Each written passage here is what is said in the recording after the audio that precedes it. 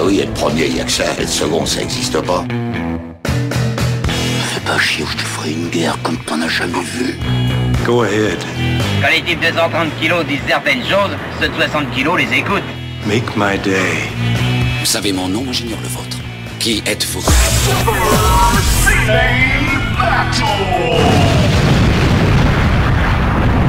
Le second, c'est un con.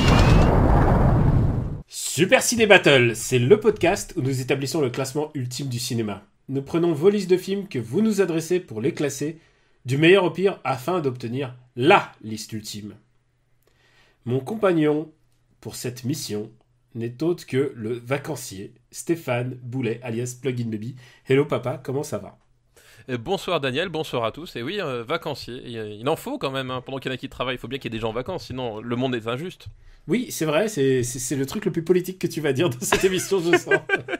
Bah surtout qu'en plus, on l'enregistrait bientôt, justement à cause de ses vacances. Ce sera quand même le Super Ciné Battle de l'entre-deux tours et on n'a aucune idée de ce qui va se passer.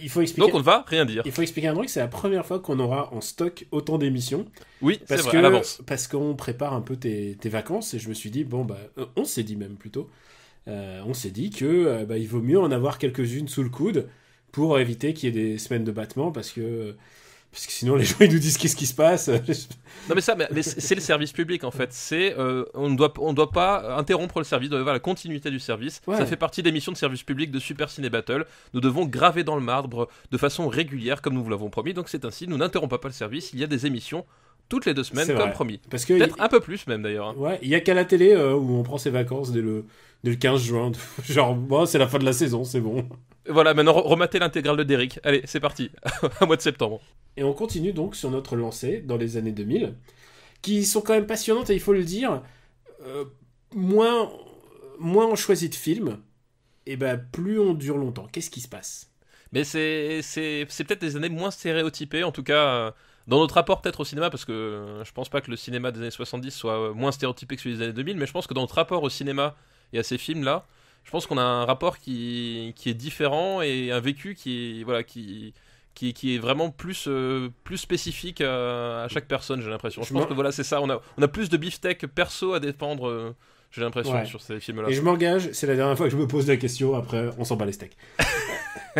Et alors pour nous faire parvenir une liste, c'est toujours aussi simple, c'est 3 films par liste, un titre si vous voulez vous la péter, et vous nous l'envoyez à supercinébattle@gmail.com. On a reçu des stocks, et là vous allez voir, la première liste que j'ai choisie, c'est juste, elle vient d'arriver au moment de l'enregistrement, je me suis dit, tiens, je vais prendre le dernier arrivé, toc, voilà. Ouais, je suis même témoin, vu que juste au moment de l'enregistrement, j'ai entendu la messagerie, le bruit de la messagerie vibrer, annonçant l'arrivée du mail. On ne gruge pas en faisant cette émission, on ne prépare pas, surtout toi. Rien. Alors c'est vrai que moi déjà, j'ai prévu le coup genre 2 minutes avant, je me dis est-ce que j'ai vu ça, je sais plus, mais toi en plus t'es sans filet mec. Ouais, littéralement sans filet, exactement. Donc j'espère, et la dernière fois il y avait des films que tu n'avais pas vus oui, il y en avait, je sais plus 2-3 peut-être, je sais plus, un truc comme ça, il y a des trucs mais en même temps c'est pareil, aussi c'est des films que là la plupart des gens sont allés voir au cinéma au moment de la sortie plus ou moins. Je pense que tu sais, comme ce que je disais, t'as moins de choix de grands classiques en fait, parce qu'ils sont pas forcément tous déterminés, etc. Donc du coup t'as un éventail qui est beaucoup plus large que ce qu'on a pu voir toi et moi, quoi. Exactement. On va commencer par juste se faire un petit topo. Évidemment, important. On va resituer. On va aller très vite sur les 10 premiers parce que ils n'ont pas bougé la semaine dernière. Non, ils n'ont pas bougé. Enfin, la semaine dernière, l'émission précédente. Excusez-nous de la temporalité pas toujours évidente. Oui, pour nous, c'est pas évident. Il faut savoir un truc aussi. On a enregistré 2 émissions et on en enregistre une samedi, puisqu'on enregistre le spécial. Furious Battle. Super Furious Battle, exactement. Où on classe dans le marbre les 8 Fast and Furious. Voilà, on va graver dans le marbre des voitures de sport, donc c'est pas banal. Et plus si affinité. Donc les 10 premiers de notre top, c'est History of Violence, Millennium Actress, The Host, Eternal Sunshine of the Spotless Mind, OSS 117, Le Caire ni d'espion, Le Retour, Shaun of the Dead, Ip Man, Ratatouille et Les Beaux Gosses. Les Beaux Gosses que je n'ai donc pas vus. Putain, mais prends-le pour tes vacances. Putain, t'as 8 semaines de vacances. Fais-moi ce petit effort quand même. Je vais y songer. S'il te plaît. Et puis au-dessous, on peut constater quand même Monsters Inc., Matchpoint, Valse avec Bashir et Lost in Translation. Voilà. Et tu sais que suite à notre discussion des derniers épisodes, je me suis racheté le Blu-ray de Tropic Thunder quand même. Ah. Tu vois? Ah bah écoute, where is my TiVo? Exactement. Donc voilà, même moi, je suis influencé par les discussions de Super Ciné Battle. Ah mais je veux bien te croire. Hein. J'ai revu le Woody Allen dont on avait parlé des années 70. Je crois que c'était Manhattan ou Annie Hall. Je sais plus. On avait fait Manhattan, je crois. On avait fait Manhattan, bah, j'ai revu Manhattan et Annie Hall du coup pour le coup. Je crois que même on a fait les deux en fait, il me semble. Hein, non, on n'a pas fait les deux. Je pense pas qu'on ait fait les deux. Ou on avait discuté, je sais plus. On avait discuté des deux, c'est sûr, mais alors lequel justement. Les auditeurs nous le diront. Ouais. Et on va rigoler, on va regarder la fin. Et je pense qu'on va commencer à partir du numéro 69, le 69e film, le plus mauvais film, étant Garden State. Et il faut le dire, c'est qu'on a eu pas mal de courriers concernant Garden State parce qu'on sait qu'on a touché un doudou transitionnel. Ouais, une corde sensible. Et ben écoutez, c'est la ligne verte. C'est le syndrome de la ligne verte. Il y a des All over again. Il y a des choses comme ça. Et ben, par contre, personne nous a rien dit pour le dernier. Mais on va le voir tout de suite. 70e Is No Good, 71e Daredevil, 72e donc Samurai, ouais. qu'on a un peu remis à la mode très modestement. Ah bon, on a relancé les ventes de DVD de façon phénoménale. Hein. Ils ont fait, je crois, plus de 300% sur les 2 dernières semaines. Sur les DVD russes et indonésiens. 73e, Planète des singes. 74e, entrée de Agathe Cléry.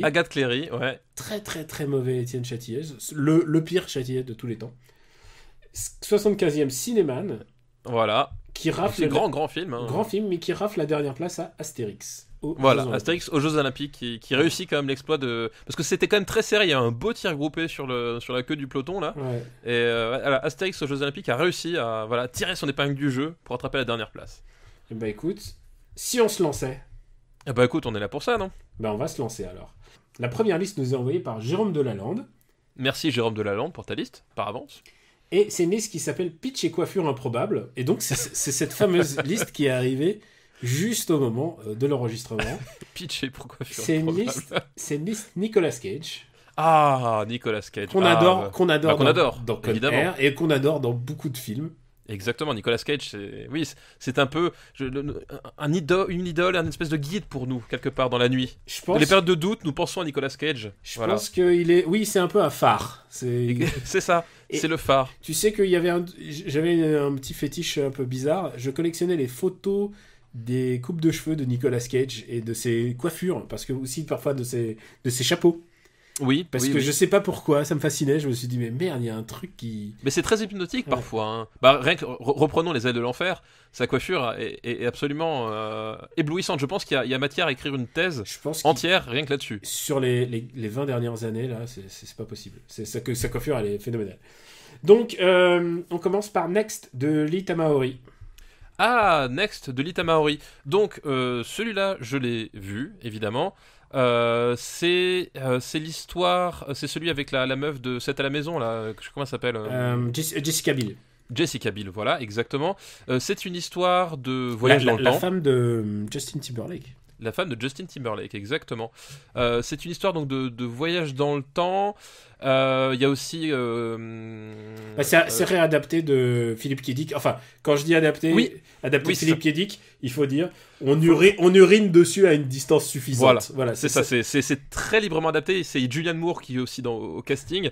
Et en général, K. Dick au cinéma, c'est jamais bon. Non, bah il y a des c'est jamais bon. Blade Runner, bon. Voilà. Après, ouais, non, mais ce que je veux dire, c'est que les autres, ils s'y sont tous cassés les dents.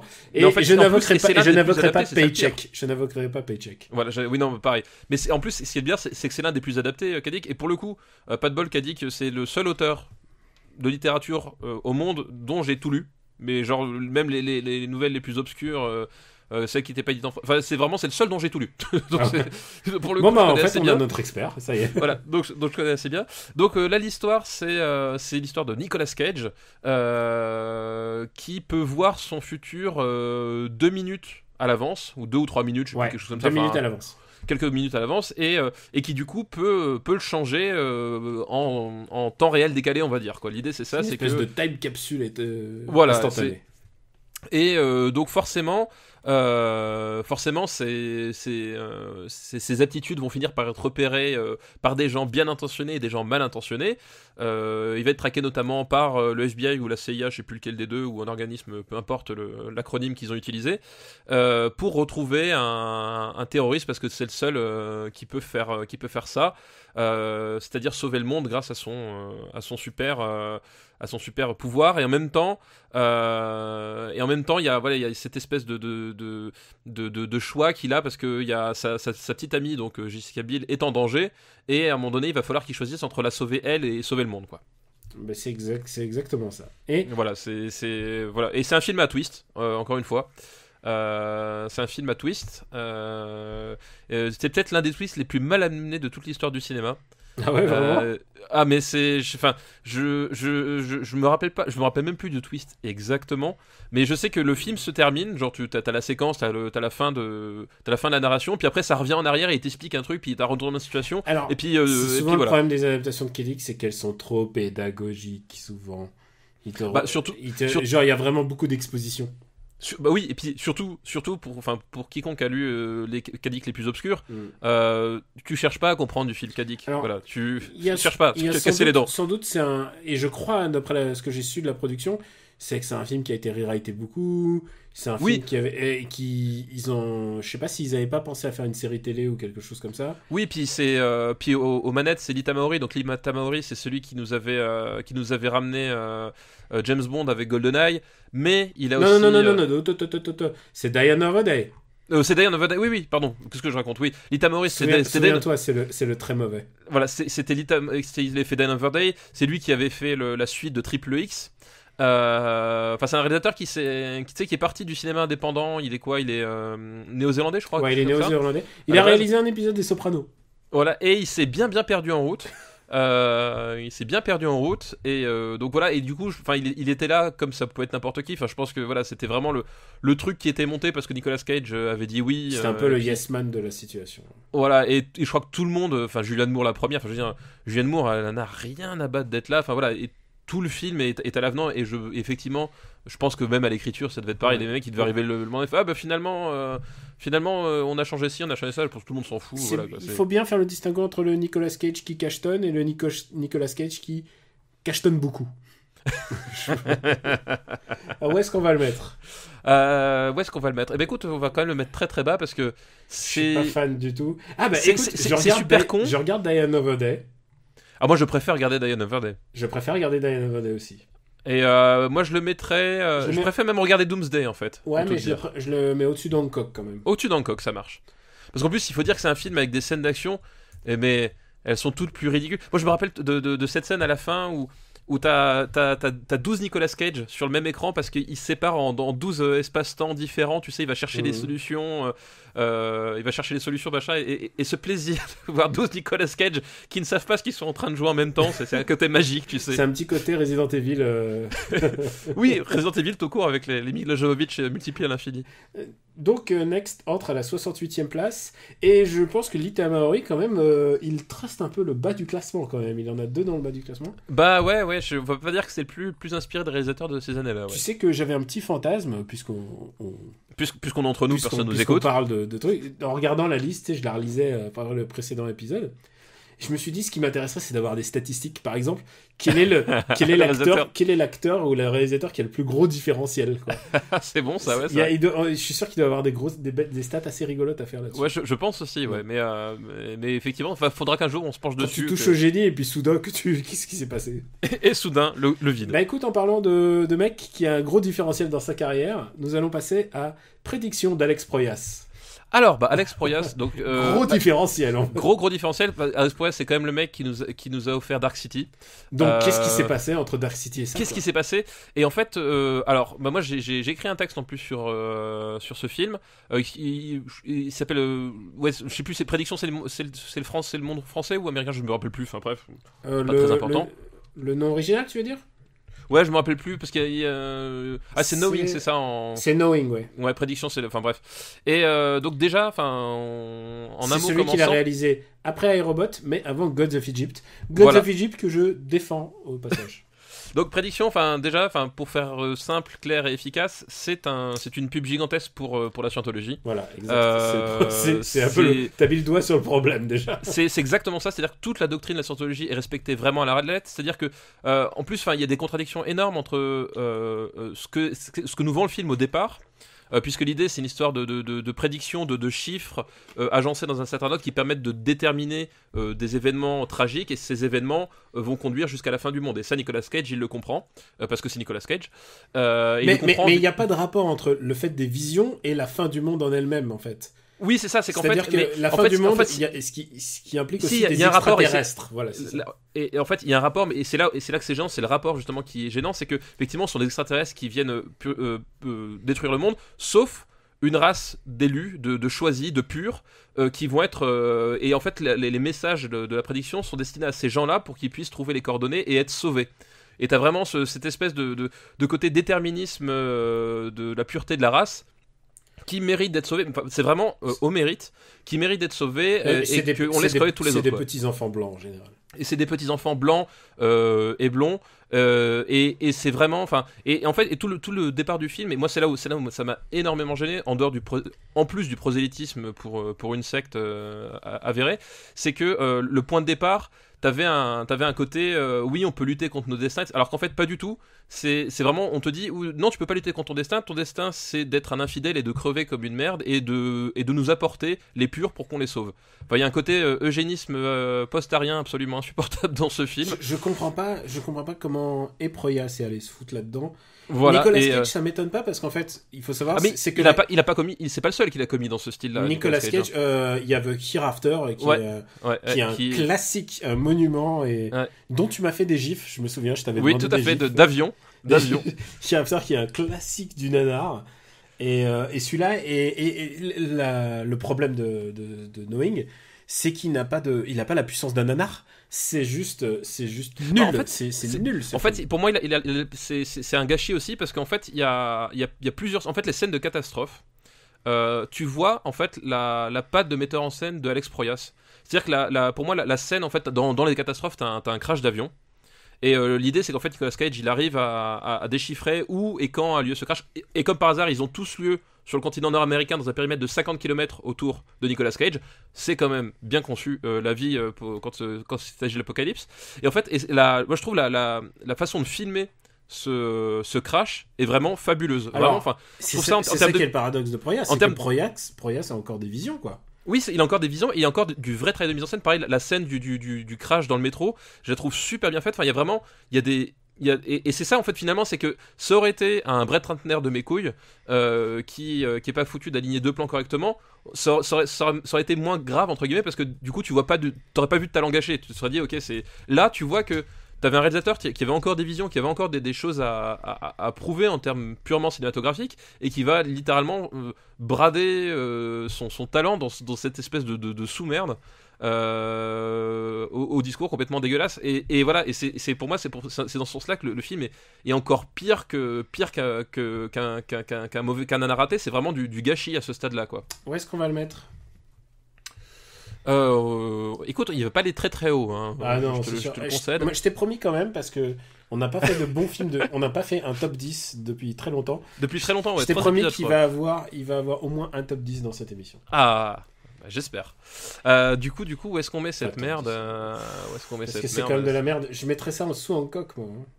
Bah le truc c'est que c'est quand même d'un point de vue visuel, c'est beaucoup mieux branlé qu'Hancock. D'accord, mais moi si le propos c'est le propos, ouais. Écoute, je te le laisse en dessous d'Hancock, va. Je veux pas trop, je veux pas me battre pour ce film-là, vraiment, quoi. Ouais, au-dessous d'Hancock, mais au-dessus de Garden State. Au-dessus de Garden State, évidemment. Non, mais voilà, c'est vraiment un énorme gâchis de talent, et puis, enfin, voilà, que Alex Proyas débarque après sur Gods of Egypt, cette carrière qui nous a promis tant de choses et qui est arrivée. Alors, Gods of Egypt, moi, je soutiens les films qui sont imparfaits, et je trouve ça mignon. Je ne dirais jamais que c'est des bons films, mais par contre, je les soutiens. Oui, c'est un peu comme quand c'est ton premier enfant et qu'il a qu'un œil et qu'il a une oreille de travers et qu'il lui manque la moitié de la mâchoire. Tu dis qu'il est mignon quand même. T'as pas le choix. On a dit qu'on ne parlait pas de la vie privée, papa. Je garde ton cercle intime. Le troisième film, il est réalisé par Neil Labute. Tu t'imagines de quoi il s'agit? Oh putain, Neil Labute. Alors, je sais pas lequel, mais je sais quel réalisateur c'est, mais alors là... c'est qu'est-ce The que ça peut Wicker Man. The Wicker Man. Alors... Alors, comment vous dire ça, hein? Comment dire, ce film est connu Alors, pour son mème, déjà. Oui, alors, The Wicker Man, à la base, c'est un remake. Oui, c'est un remake d'un film des 70. 70, oui, je crois que 71, enfin début des années 70, un film britannique où voilà, il y a l'idée, c'est qu'en fait il se passe des choses mystérieuses dans un coin reculé du monde, et il y a un type qui est envoyé sur place pour enquêter. Et le fait est que sur place, il découvre en fait une espèce de sous-société. Une secte, quoi, disons-le tout de go, une secte qui organise ses propres rites, et qui sont des rites païens. Et voilà, et ça va se mêler à son enquête. Dans l'original, je sais que c'est la disparition d'une petite fille. Celui-là, je sais plus si c'est, enfin pas une petite fille, d'une adolescente. Là, je sais plus si c'est le même prétexte. Je sais plus si c'est ça ou pas, parce que j'ai retenu surtout l'original. Et voilà, tout va se mêler jusqu'à un twist final aussi. Voilà, c'est encore un film à twist qui nous emmène là.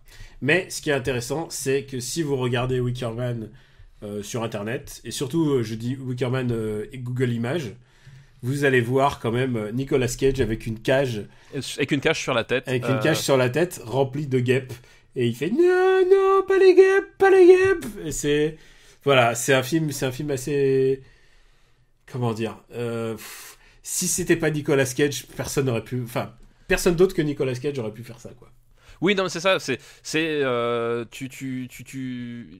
parce qu'au fait, le final, bon, on va spoiler la fin du film, mais l'idée, le final, c'est que Nicolas Cage est sacrifié dans le Wicker Man, donc le roi d'osier, et il est sacrifié donc avec des guêpes, voilà. Dans l'original, c'était un barbecue géant qui servait de sacrifice, et il est complètement en mode Nicolas Cage tout le long, et surtout là, quoi. Il est en roue libre niveau acting. Je sais que en général les Coppola, donc ses cousins, surtout les jeunes générations, disent on aimerait tellement jouer avec Nicolas Cage, grand acteur, et c'est vrai que Nicolas Cage peut être un grand acteur, mais alors quand il y a des films où il est vraiment, il joue comme Sophie Marceau, quoi. C'est pas possible. Non, Nicolas Cage, je pense, oui, enfin, il y a des rôles où il est vraiment convaincant, où il est vraiment dedans, etc. Mais c'est quand il a affaire à des Bring Out the Dead, qui est vraiment super, par exemple. Voilà, ou même, moi je trouve parfait dans Las Vegas, dans celui où suicide à l'alcool, là. Oui, voilà, Living Las Vegas. Voilà, ou encore celui avec du réalisateur celui où il est marchand d'armes. Lord of War. Voilà, dans Lord of War aussi, il arrive à être vraiment convaincant dans son rôle de fils de pute, etc. Enfin, il y a des moments où Nicolas Cage, quand il tombe sur la bonne personne et avec un personnage qui tient la route, il arrive à donner quelque chose. Et puis, là, c'est pas le cas. Et puis il y a ceux où il doit rembourser ses dettes, et ça se voit clairement. Et dans Ghost Rider, encore, je pense qu'il le fait parce qu'il a encore la foi dans les comics. Il faut rappeler que Nicolas Cage n'est pas son vrai nom. Il s'est donné ce nom à cause de Luke Cage. Voilà, tout à fait. Et mais sinon, là, les années 2010, c'est très très très compliqué pour lui. C'est dur. Et en plus, il en fait 4 par an et tout. Il a un rythme, même Jean-Luc Azoulay, il pourrait pas tenir avec lui. Ouais, non, c'est sûr. Donc, mais The Wicker Man, ça fait vraiment. Enfin, voilà. Et, vous voyez le Roi d'Osier, donc l'original. Avec c'est Christopher Lee en plus dans l'original. Il y a Christopher Lee dans l'original, tout à fait, et parce qu'en plus, là, The Wicker Man, la photo est dégueulasse, alors que justement dans l'original, le côté île perdue du nord de l'Angleterre, tu sais, cette espèce de côté très froid, très étrange, est vraiment très bien utilisé. Faut vraiment le voir parce que vraiment ce côté voilà, vraiment très très particulier de l'Angleterre profonde, un peu isolée, perdue au milieu de la mer. Enfin voilà, ça participait beaucoup à l'ambiance qui était assez particulière. Et là, par contre, c'est filmé avec le cul. La photo, elle est vraiment immonde. Et le truc, ça tient. Enfin, les séquences tiennent pas la route, quoi. C'est vraiment, c'est passé complètement à côté. C'est là que tu vois que finalement, sur une même histoire, globalement, c'est pas l'histoire. Tu vois, il y a des gens qui disent oui, pour faire un bon film, il faut avant tout une bonne histoire. Non, pas forcément, tu vois. C'est pas parce que tu racontes la même histoire que tu vas faire un bon film dans les deux cas. Non, il faut aussi savoir tenir une caméra. Il faut savoir tenir une caméra, savoir raconter, savoir jouer la comédie. Enfin, plein de trucs dans le cinéma finalement. Alors, où est-ce qu'on va mettre ce film ? Putain, on a encore des bottom shooters, je suis désolé. Encore des bottom shooters. Moi, je prends plus de plaisir à regarder Doomsday. Je le laisse au-dessus de prédiction. Je préfère. Prédiction, comme dit, ce qui m'emmerde, c'est que tu regardes 2 scènes sur YouTube, ça vaut le coup. Bon, allez, on le met sous prédiction. Voilà. C'est vraiment. Ça joue, ça joue à la marge de l'argumentation. Mais en même temps, il nous a choisi quand même des très gros. Des gros morceaux, quoi. Bah, c'est un vrai cinéphile. Hein. C'est un vrai cinéphile. On remercie Jérôme le cinéphile, donc. Oui, merci. Et on passe à la liste qui nous est envoyée par Nicolas Boila. Merci Nicolas Boila pour ta liste. Et c'est une liste qui s'appelle Porno sur la falaise. Bah écoute, c'est un très bon choix de liste, ma foi. Et le premier film de sa liste, c'est Zack et Mary, Make a Porno, de Kevin Smith. Je l'ai pas vu. Tu ne l'as pas vu ? Non, je ne l'ai pas vu. Eh ben écoute, je pense que je vais dire du bien du meilleur Kevin Smith. Je ne sais pas, je l'ai pas vu, donc... Ça va pas très... ça ne nous engage pas. C'est Seth Rogen et Elizabeth Banks, donc. Déjà ça part mal. Oui, c'est peut-être pour ça que j'ai pas regardé en fait. C'est des colocs. C'est des colocs. Et bon, comment dire, Seth Rogen, il joue le rôle de Seth Rogen. De Seth Rogen, c'est-à-dire he speaks with a loud voice. You know, I smoke weed. You know, I'm Jewish, right? I'm Canadian, right? Voilà. T'as vu comment je le travaillais? Ouais, je vois bien. Non, mais tu le tiens bien. Alors, je sais pas si je laisse ça pour les bonus ou pas, mais en fait, ma meuf kiffe Seth Rogen et j'ai ça pour l'allumer, quoi. J'utilise cette imitation vraiment pour mettre du piment dans le couple, quoi. Mais j'ai envie de dire en même temps, il faut bien qu'elle ait des défauts. Hein. Bah, et c'est ça quand je dis ça aux gens, je dis non mais tu sais moi, chacun a sa fucklist. Toi, je sais qui t'as dans ta fucklist, je sais pas. Moi, j'ai jamais raisonné comme ça, mais... Non, mais bon, on a toujours un truc, genre Scarlett Johansson, ou Claudia Cardinal... Voilà, ou même, si t'as une machine à remonter dans le temps, hop, Oui, voilà, non mais... Voilà, je prends Emma Peel, tu vois. Voilà, on est d'accord, on est bien d'accord. D'accord, et elle me dit, Seth Rogen. Ouais, écoute, il en faut pour tous les goûts, nous ne jugeons pas. Voilà, ne jugeons pas. Mais jugeons pas. Donc ce film est un réel porno pour certains, faut l'oublier. Donc ce film, Kevin Smith l'a vendu à Weinstein sur la base de son titre. Il a dit j'ai envie de faire un film et ça s'appellera Zack et Miri font un porno. Et il lui a dit banco. C'est aussi simple que ça le cinéma, tu vois, parfois. Oui, voilà, parfois. Le miracle. À l'époque, Kevin Smith c'était vraiment le golden boy du cinéma, quoi. Tu sais, Hollywood aime bien se trouver des nouveaux Tarantino, surtout. Oui, non, mais c'est vrai que Kevin Smith, ça a été un peu justement, voilà, sur qui on va jeter notre dévolu dans un cercle plus ou moins indépendant. Il travaillait dans un vidéoclub. Ah, c'est bon. Ouais, c'est bon, ça va le faire. Il fait des films un peu bizarres, un peu décalés, avec des personnages qui disent des trucs bizarres ou des gros mots. Allez hop, ça va le faire. Quoi. Et on peut pas nier, le truc, c'est qu'il a un certain don pour le dialogue à la Kevin Smith. C'est-à-dire, au bout d'un moment, c'est très bizarre parce que t'as l'impression que tous les personnages parlent avec sa voix, en fait. Mais moi, ça me fait ça. Au bout d'un moment, je fais ok, ils parlent tous comme Kevin Smith. Et là, c'est encore les films qu'il avait envie d'écrire. Après, ça va être la dégringolade, mais tu sens que on est ici au croisé des chemins pour lui entre le film commercial et le film indé. C'est avant qu'il réalise son Planète des singes, en fait. C'est ça que je suis en train de me dire. C'est exactement ça. Et donc c'est l'histoire de deux colocs qui se disent on va réaliser un porno pour se faire de l'argent, parce qu'ils je sais plus qu'est-ce qu'ils avaient, des dettes ou je sais pas quoi. Et en fait, ils vont tomber amoureux l'un de l'autre en fait pendant le tournage du porno, et c'est assez rigolo en fait. Il y a des bonnes scènes, dont le final en fait. Le final, et je pense que c'est à ce moment-là que Kevin Smith a le plus touché la qualité Apatow. En plus, alors tu me l'as pas vendu du tout. Alors, d'accord, en fait, mais pour moi c'est quand même un gage de qualité, surtout à cette période de l'histoire du cinéma. C'est l'époque où Apatow est vraiment vraiment très bon. Et surtout, il a pris un de ses acteurs fétiches, quoi. Donc, c'est vraiment la référence. Le gros clin d'œil, quoi. Plus que le gros clin d'œil. I'm a huge clin d'œil. Bon, voilà. Où est-ce que je vais mettre cette comédie, qui est donc la meilleure comédie de Kevin Smith, à mon avis. Ah bah écoute, je te laisse, je te laisse assumer ton choix pleinement, Daniel. Et ça reste quand même un film très vain, mais le final est assez mignon en fait. C'est ça qui...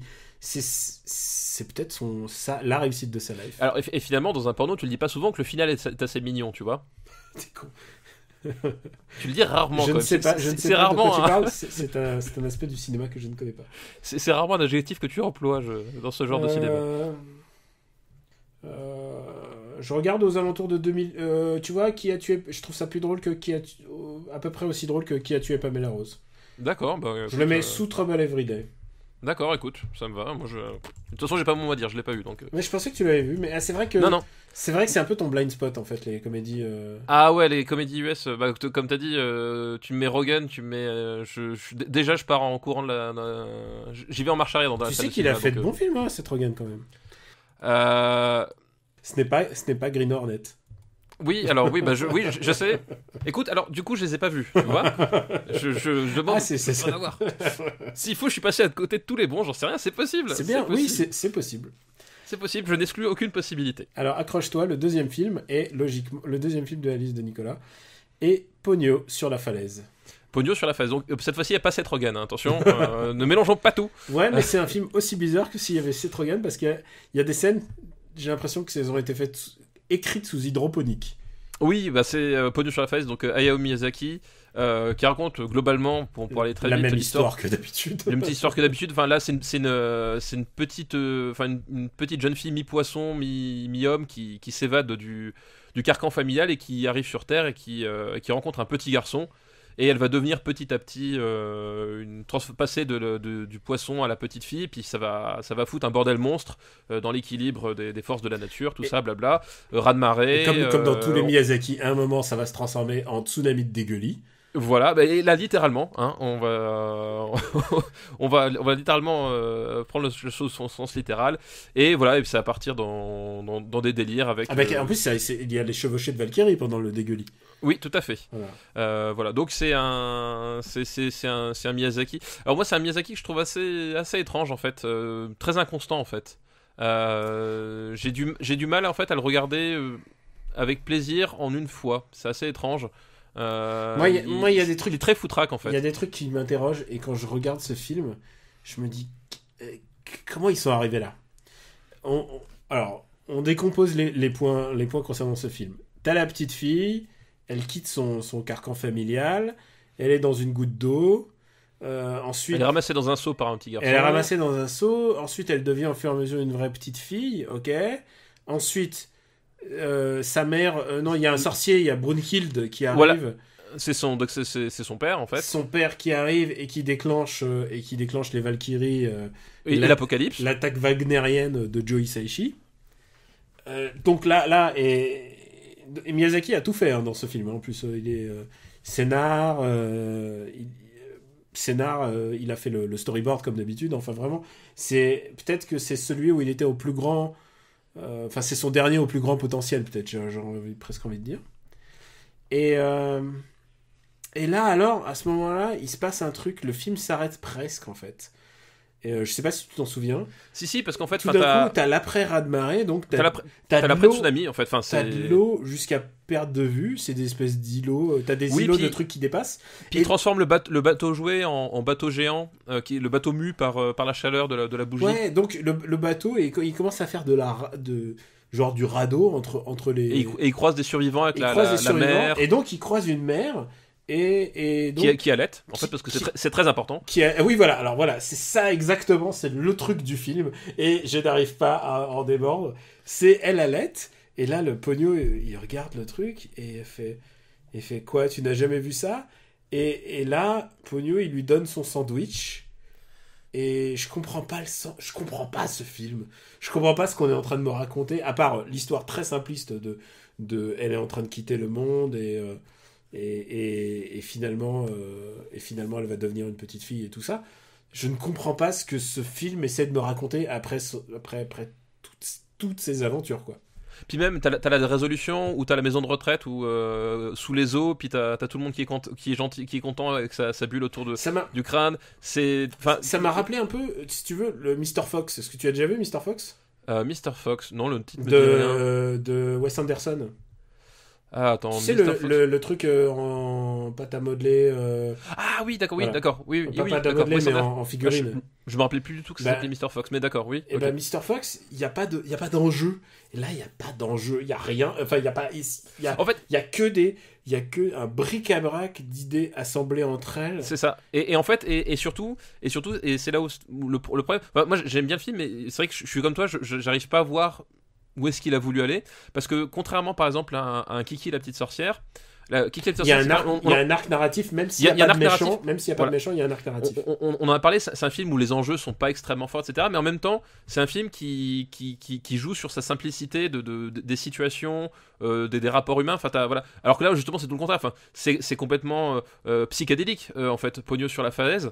Et pour justement un truc où finalement t'arrives à un espèce de cumul, tu te dis ça va être un Chihiro bis quelque part, parce que tu sais on est un peu dans une espèce de même générosité de tout, de plein de trucs, sauf que ça mène voilà, ça mène pratiquement nulle part, contrairement à un Chihiro où justement à la fin tout ceci a un sens. Là ça fait une espèce de bordel qui à la fin est pas super bien ficelé, puis on termine le film, on a vu des trucs impressionnants, inspirés, machin, mais le film en lui-même il a du mal à exister. Enfin, c'est bizarre. C'est vraiment super beau. Voilà, donc du coup ça laisse une impression vraiment étrange. Au Japon, il a cartonné parce qu'en plus il y avait la chanson thème, et la chanson thème elle te reste dans la tête, mais c'est un enfer. C'est comme la chanson des Ewoks, quoi. Une fois que tu l'as entendue, tu peux plus l'oublier. Oui, enfin oui, ce que tu veux dire. Mais bon, et c'est là où c'est un peu dommage, parce que enfin t'es pas forcé de comprendre un film pour l'aimer. J'espère qu'on en reparlera un jour. Mais là, il y a des trucs que tu comprends pas, mais tu sens que c'est pas. Tu sens que c'est parce qu'il y a un moment donné, il y a un truc qui est cassé dans la façon dont le film a été fait. Enfin là, tu sens que c'est pas forcément voulu comme ça. Enfin voilà, tu sens que quelque part le film est aussi un peu brisé. Alors brisé, c'est beaucoup dire, mais d'un point de vue narratif, tu vois, il est confus dans ce qu'il veut dire. Voilà, il est vraiment confus en fait. Voilà, c'est ça. Et brisé, c'est vraiment il est confus, mais en même temps, on garde toujours le même didactisme de ce mec qui est, il y a les méchants et ils sont pas complètement méchants. Le père il est sorcier machin, mais en fait il est gentil. Oui, le père il est présenté comme une espèce de figure effectivement méchante et très effrayante au début, alors qu'en fait il me fait penser à chaque fois à Moriarty de Sherlock Holmes. Tout à fait, j'ai eu le même analogie. Et finalement, effectivement, tu te rends compte que c'est juste l'a priori que t'avais parce que toi t'étais focalisé sur certains points de vue, etc. Mais voilà, c'est assez confus au final, c'est bizarre, quoi. Je peux juste ajouter que je préfère Pogno à son film précédent qui était Le Château Ambulant. Et Le Château Ambulant que je trouve catastrophique. Ah, moi je trouve pas catastrophique. Mais après, on verra s'il y aura une liste qui le propose. J'ai aussi des trucs à dire sur Le Château Ambulant. Je ne crois pas qu'on l'ait. Mais Le Château Ambulant, c'est au secours. Bon, où est-ce qu'on met Pogno ? Et Pogno, ça reste quand même un film super beau. Hein. Et oui, bien sûr, je pense qu'il est regardable par les enfants sans aucun PB. Ah bah, moi, mes gamins, ils adorent Pogno sur la falaise. Hein. Mais en même temps, en termes de purement esthétique, il y a. Qu'est-ce que ça veut dire ? Je pense que c'est le Fantasia de Miyazaki. Hein. Oui, t'as vraiment un côté fantasia, effectivement. C'est super beau. Et puis, t'as quand même une vraie, toujours une vraie constance dans la mise en scène qui fait que t'es happé par un détail ou par un autre et que t'arrives à rentrer dans le film d'une certaine façon. Enfin voilà, t'as toujours ce truc-là qui fait que. Mais au final, voilà, je trouve que t'es pas transporté, t'es pas interloqué, t'es pas ému comme il savait le faire avant, quoi. Je regarde la liste et tu vas me dire ce que tu en penses. Moi, je mettrais entre le Pack des loups et Darjeeling. Alors, je mettrais quand même au-dessus du Pack des loups, moi. Ok, je suis prêt à écouter ça. Ça, je peux écouter. Bon, voilà, mais c'est tout. Au-dessus de Little Miss Sunshine. Non, je mettrais. Dis-moi ce que tu le mettrais. Moi, je le mettrais en fait en dessous de Gangs of New York. Go, allez, c'est pas de problème. Voilà. Je te suis. Pogno sur la falaise. Donc l'avant-dernier film de Miyazaki, bientôt. Bientôt l'antépénultième. Jusqu'au prochain.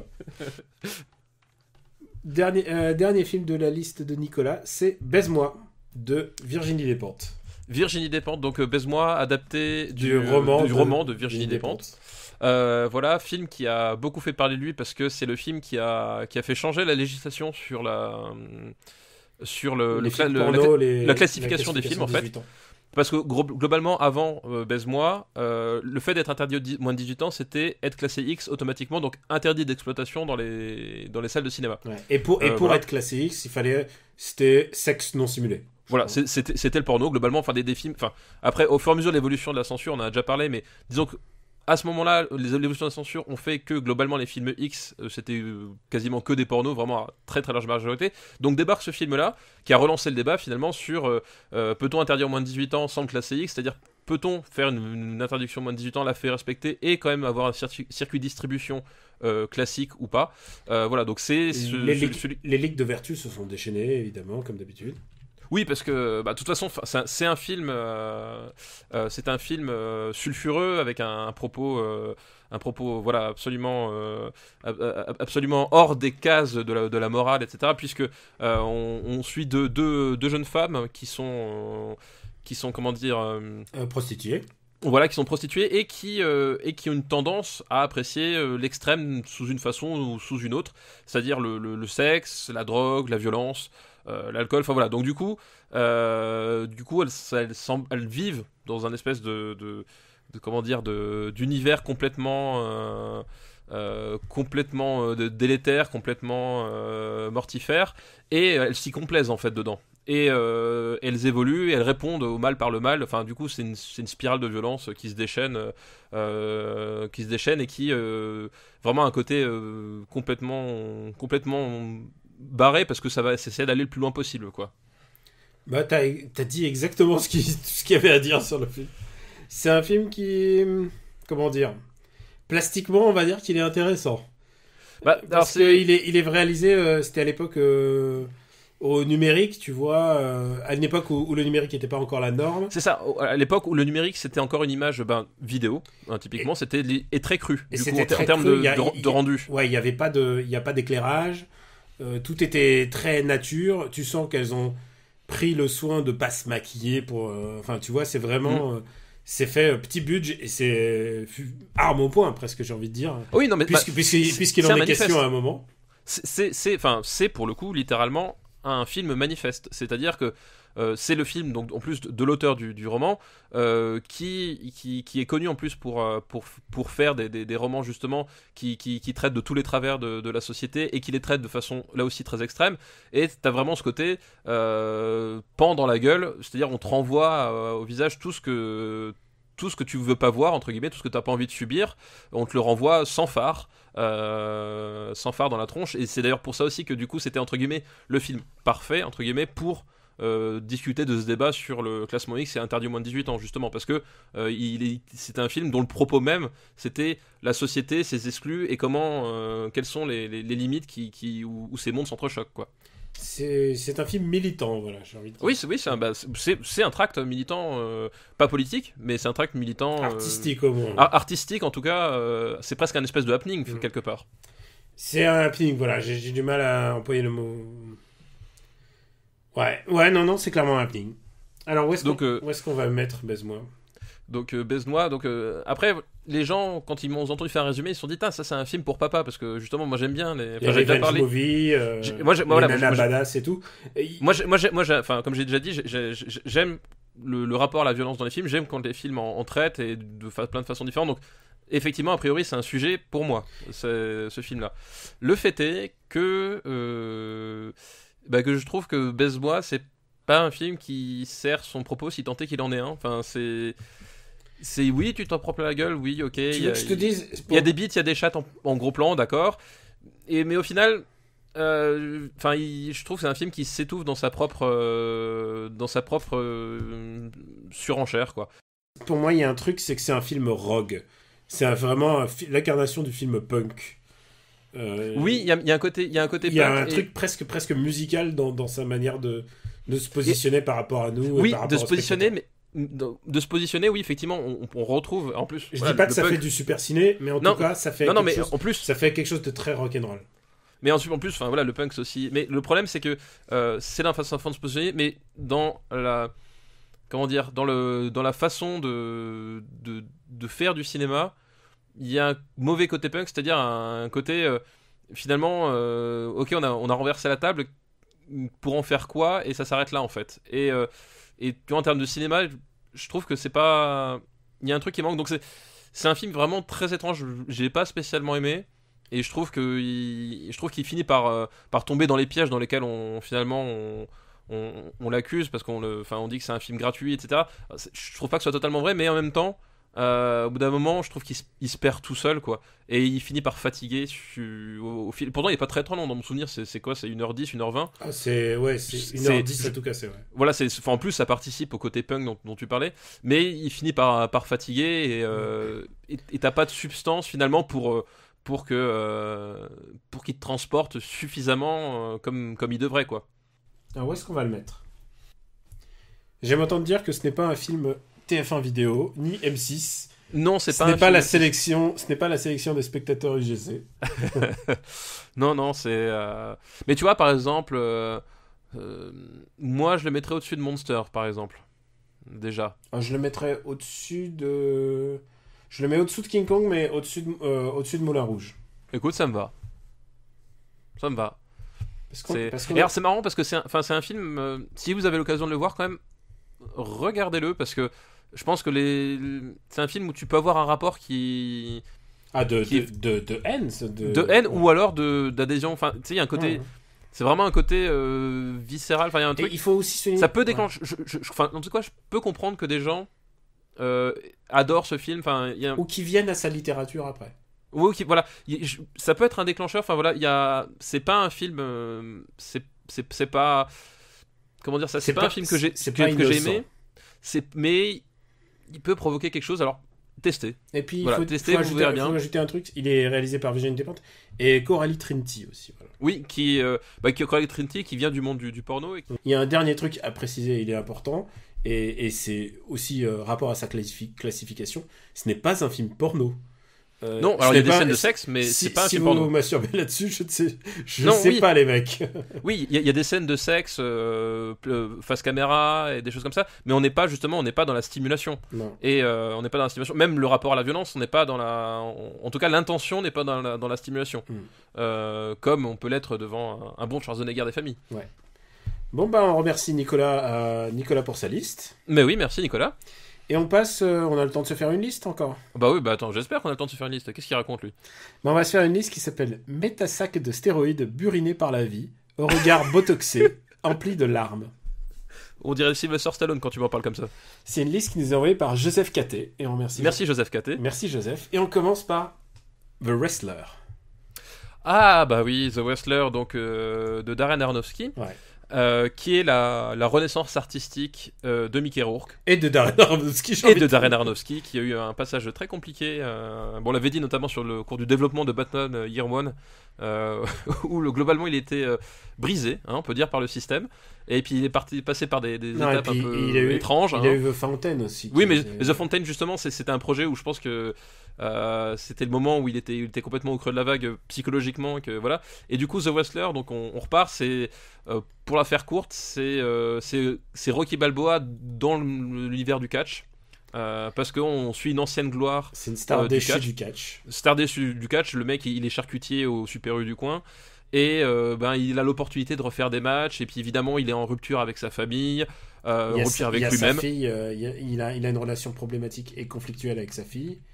Et il est en rupture avec lui-même, avec le monde entier. Et pour le coup, justement, le physique de chirurgie esthétique complètement raté de Mickey Rourke, parce qu'il faut dire ce qui est, il a eu son visage complètement démoli. Il était l'homme le plus beau du monde. Et... Voilà, il a le visage complètement démoli par les excès de la chirurgie. Et là, pour le coup, justement, ça s'employait bien dans le cadre d'une ancienne star du catch, pas la WWE où c'est l'acteur, c'est-à-dire l'espèce de catch couillu, un peu méchant, un peu underground. Donc voilà, son physique finalement pour le coup ça portait bien, et du coup ça s'était pris en compte dans le scénario, et puis qu'il a pu porter le film sur ses épaules, quoi. Alors il a porté le film sur ses épaules, mais ce film serait rien sans les autres stars, à mon avis, Marissa Tomei et Evan Rachel Wood, qui sont deux actrices extraordinaires. Ah, Marissa Tomei, ouais, j'aime énormément Marissa Tomei. Elles sont toutes les deux géniales, et elles mettent vraiment en exergue tout le problème de sa vie, quoi. Elles passent leur temps presque à lui rappeler que attends mec, qu'est-ce que tu fais de ta vie, quoi. C'est 2 heures de qu'est-ce que t'es en train de faire, quoi, mon pote. et c'est tellement beau. Et moi, le moment qui me bouleverse, c'est quand il s'apprête à retourner sur le ring. Et il lui dit, mais tu veux pas t'occuper de ta vie et tout ça? Il fait, non, il me fait, la vie, ça fait mal. Moi, là, quand je vais monte sur le ring, c'est là que je suis vivant. Oui, et surtout justement, et là où c'est très intéressant, c'est que le personnage donc incarné par Mickey Rourke, en fait, il a une malformation, ou en tout cas, il a eu un accident cardiaque. Et en gros, on lui dit que remonter sur le ring, ça veut dire mourir à coup sûr. Et donc justement, c'est très suggéré. Ouais. Il y a des... on lui dit globalement que cette fois-ci, c'est foutu. Et justement, c'est tout ce dilemme sans, ok, faut que je m'efforce de vivre. Mais à quoi bon, quelque part? Et justement, t'as ce côté, t'as cet homme qui vit pour son art, vraiment, et ça, c'est un côté qui est extrêmement bien rendu, je trouve, dans le film. C'est-à-dire que tu le vois vraiment lutter au quotidien, essayer de faire des efforts, essayer de faire son truc, tu sais, et puis t'as ce côté, ce type-là essaye de se renier quelque part, pour rentrer dans le moule, pour rentrer dans quelque chose qu'on attend de lui. Enfin, t'as cette fameuse scène à la boucherie, où avec ses clients, tu sais, puis au bout d'un moment, le seul moyen qu'il trouve d'extérioriser qu'il va pas bien, c'est de se foutre la main dans le tranchoir à sauciflard. Ah, c'est horrible. Et la scène, alors la scène est extrêmement choquante en elle-même, mais elle a un vrai propos, enfin vraiment, tu sais, c'est de mutilation, d'automutilation, parce que il n'a plus de réponse en fait par rapport à la pression de tout ce qui l'entoure, et que finalement, au bout d'un moment, s'il est obligé vraiment de choisir. Oui, sa vie, à quoi elle rime, et il donne la réponse, il se donne sa réponse à sa façon, et la fin d'ailleurs est, je trouve le dernier plan exceptionnel, quoi. Ah, je pense que c'est le plus beau plan de la carrière d'Aronofsky. Peut-être, mais en tout cas, il n'a pas une carrière très très riche dans le sens où il n'a pas fait énormément de films, mais en tout cas, c'est le bon plan, bien fait, au bon moment. Enfin, vraiment, c'était la meilleure façon de conclure son film. Et le film ne serait pas conclu aussi bien sans ce plan. Enfin, voilà, ça fait partie de ces plans magiques, quoi. Je serais même plus radical, je pense que The Wrestler, c'est mon Aronofsky préféré. Moi, c'est pas mon Aronofsky préféré. Ah ouais? Non, c'est pas mon Aronofsky préféré. Mets les couilles sur la table, c'est quoi le tien? Moi, c'est Requiem for a Dream. Ah, il y aura battle, mon pote. Requiem for a Dream, même si Requiem for a Dream, enfin, on en reparlera sans doute, mais c'est un film que j'ai eu beaucoup de mal à revoir. Voilà, mais The Wrestler, c'est un film qui est vraiment très réussi et très poignant. Enfin voilà, il y a un côté non, vraiment le pathos, parce que c'est vraiment du pathos, c'est vraiment un mec qui va mourir, et il le fait parfaitement, quoi. Et c'est maîtrisé, et le fait qu'il ait choisi le bon acteur au bon moment et qu'il se soit pas mis la pression, c'est un film qui a coûté rien du tout en plus, hein. Oui, de toute façon c'est filmé vraiment là aussi mode coup de poing. Enfin tu vois, t'as vraiment ce côté crade des banlieues américaines moyennes, qui est filmé sans Panavision, sans truc. Enfin voilà, t'as un côté voilà, on plonge dans le cœur du prolétariat américain. Exactement. Où est-ce qu'on va le mettre? Où est-ce que ça va, The Wrestler? Ce qui est étrange, c'est qu'ils aient gardé ce titre-là pour la sortie française, parce que d'habitude les mots anglais que les Français n'arrivent pas à prononcer, ils changent. Oui. Tu sais, je suis étonné qu'il ait pas appelé Le Catcheur. Oui, ou Very Bad Catch. Ou Very Bad Catch. Alors, où est-ce qu'on le met? Où est-ce qu'on met The Wrestler?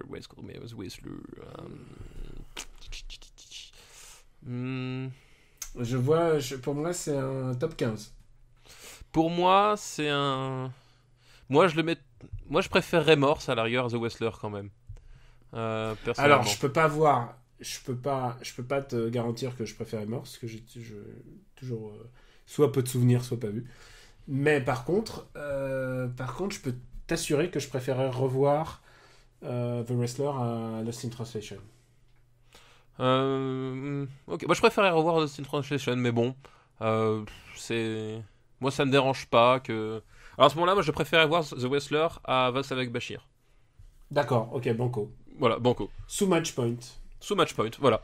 Donc, mon Aronofsky préféré, je sais que toi c'est Noé, ou Noah.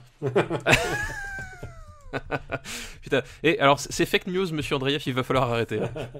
Donc The Wrestler devient le 13e meilleur film des années 2000. C'est un bon classement, je pense, que pour lui. Oui, c'est un bon classement, ouais. C'est pas de la merde. Et C'est bien gravé dans le marbre. deuxième film de la liste, méta sac de stéroïdes buriné par la vie au regard botoxé empli de larmes. Et Ce titre. le 6e épisode d'une série dont on a déjà parlé dans les années 80, c'est Rocky Balboa. Rocky Balboa, bah voilà, du coup on y vient. Rocky Balboa, donc 6e épisode, réalisé par Sylvester Stallone, toujours scénarisé par Écrit Sylvester Stallone. De toute façon, on avait déjà dit, Rocky Balboa, c'est la vie de Sylvester Stallone. À chaque fois, ils sont tous écrits par Stallone, les Rocky, pas Creed. Ils sont tous écrits par Sylvester Stallone. Et à chaque fois, si tu mets en parallèle le scénario, donc ça écrit Sylvester Stallone et la carrière de Sylvester Stallone, t'as un miroir évident. Donc là, c'est pareil. Et de son époque aussi. De son époque. Donc là, c'est Rocky Balboa qui est une gloire passée de la boxe. Il a son petit resto. Son petit resto, sa petite vie. Finalement, il n'est jamais sorti de son quartier de Philadelphie. Il a jamais mené il a mené la grande vie, mais il l'amène plus.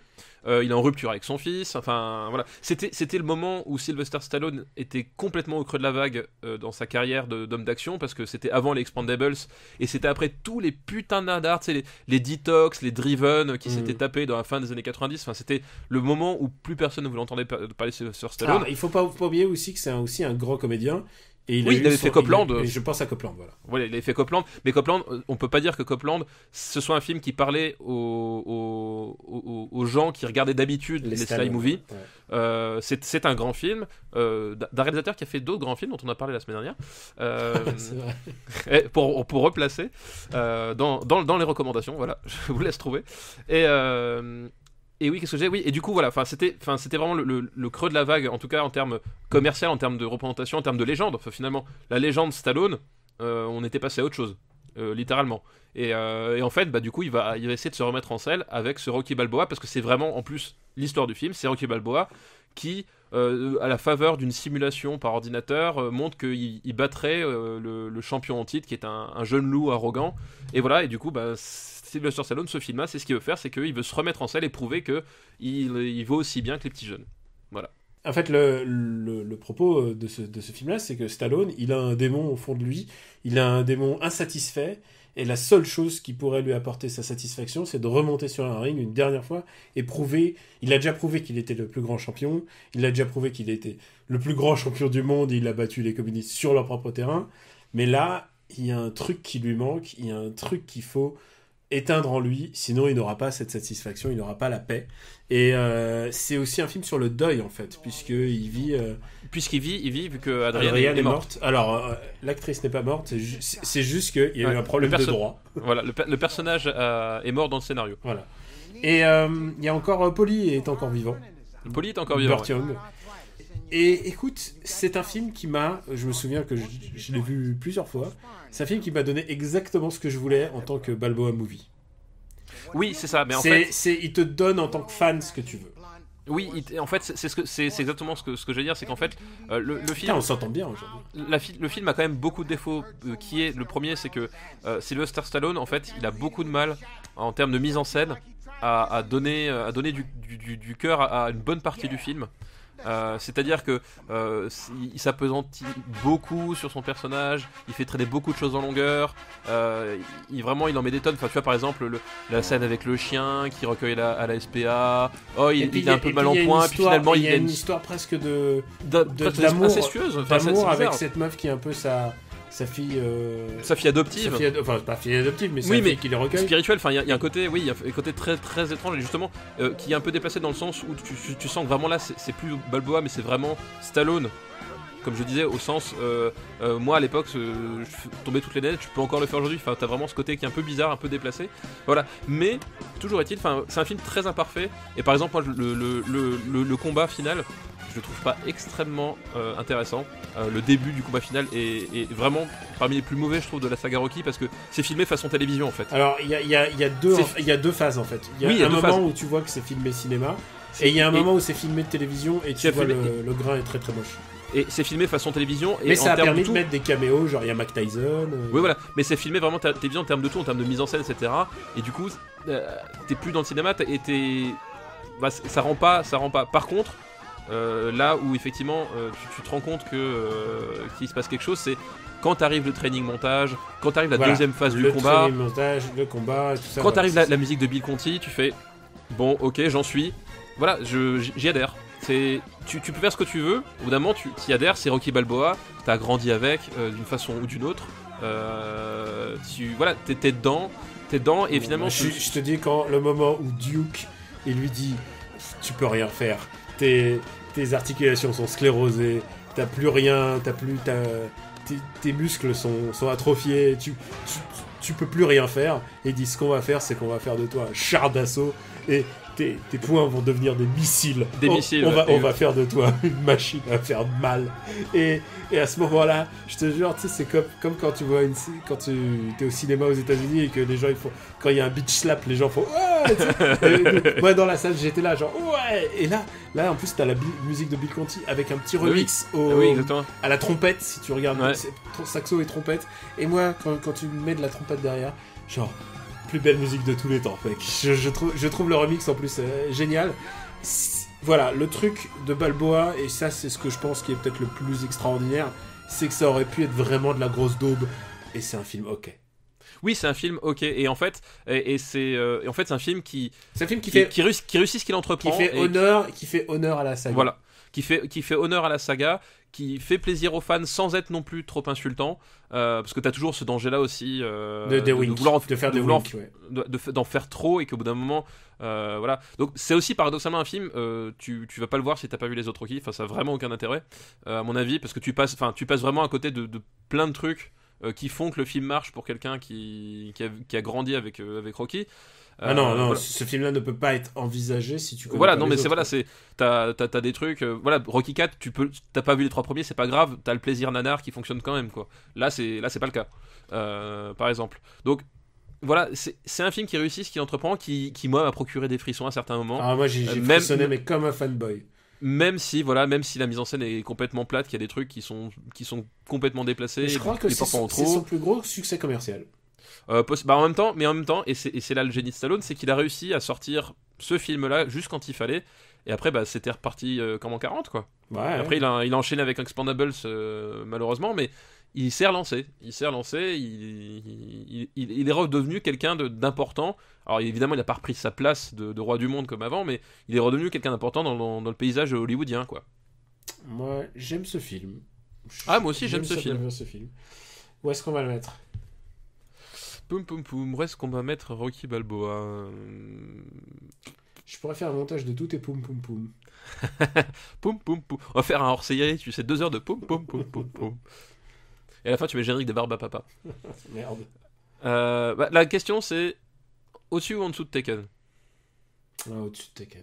Au-dessus de Taken. Ouais. Alors moi, par contre, je mets pas au-dessus de Devil Rejects, quoi. D'accord, je peux comprendre, mais je pense pas que ça soit une place infamante pour Rocky Balboa. Non, c'est pas une place infamante, mais non, pas du tout.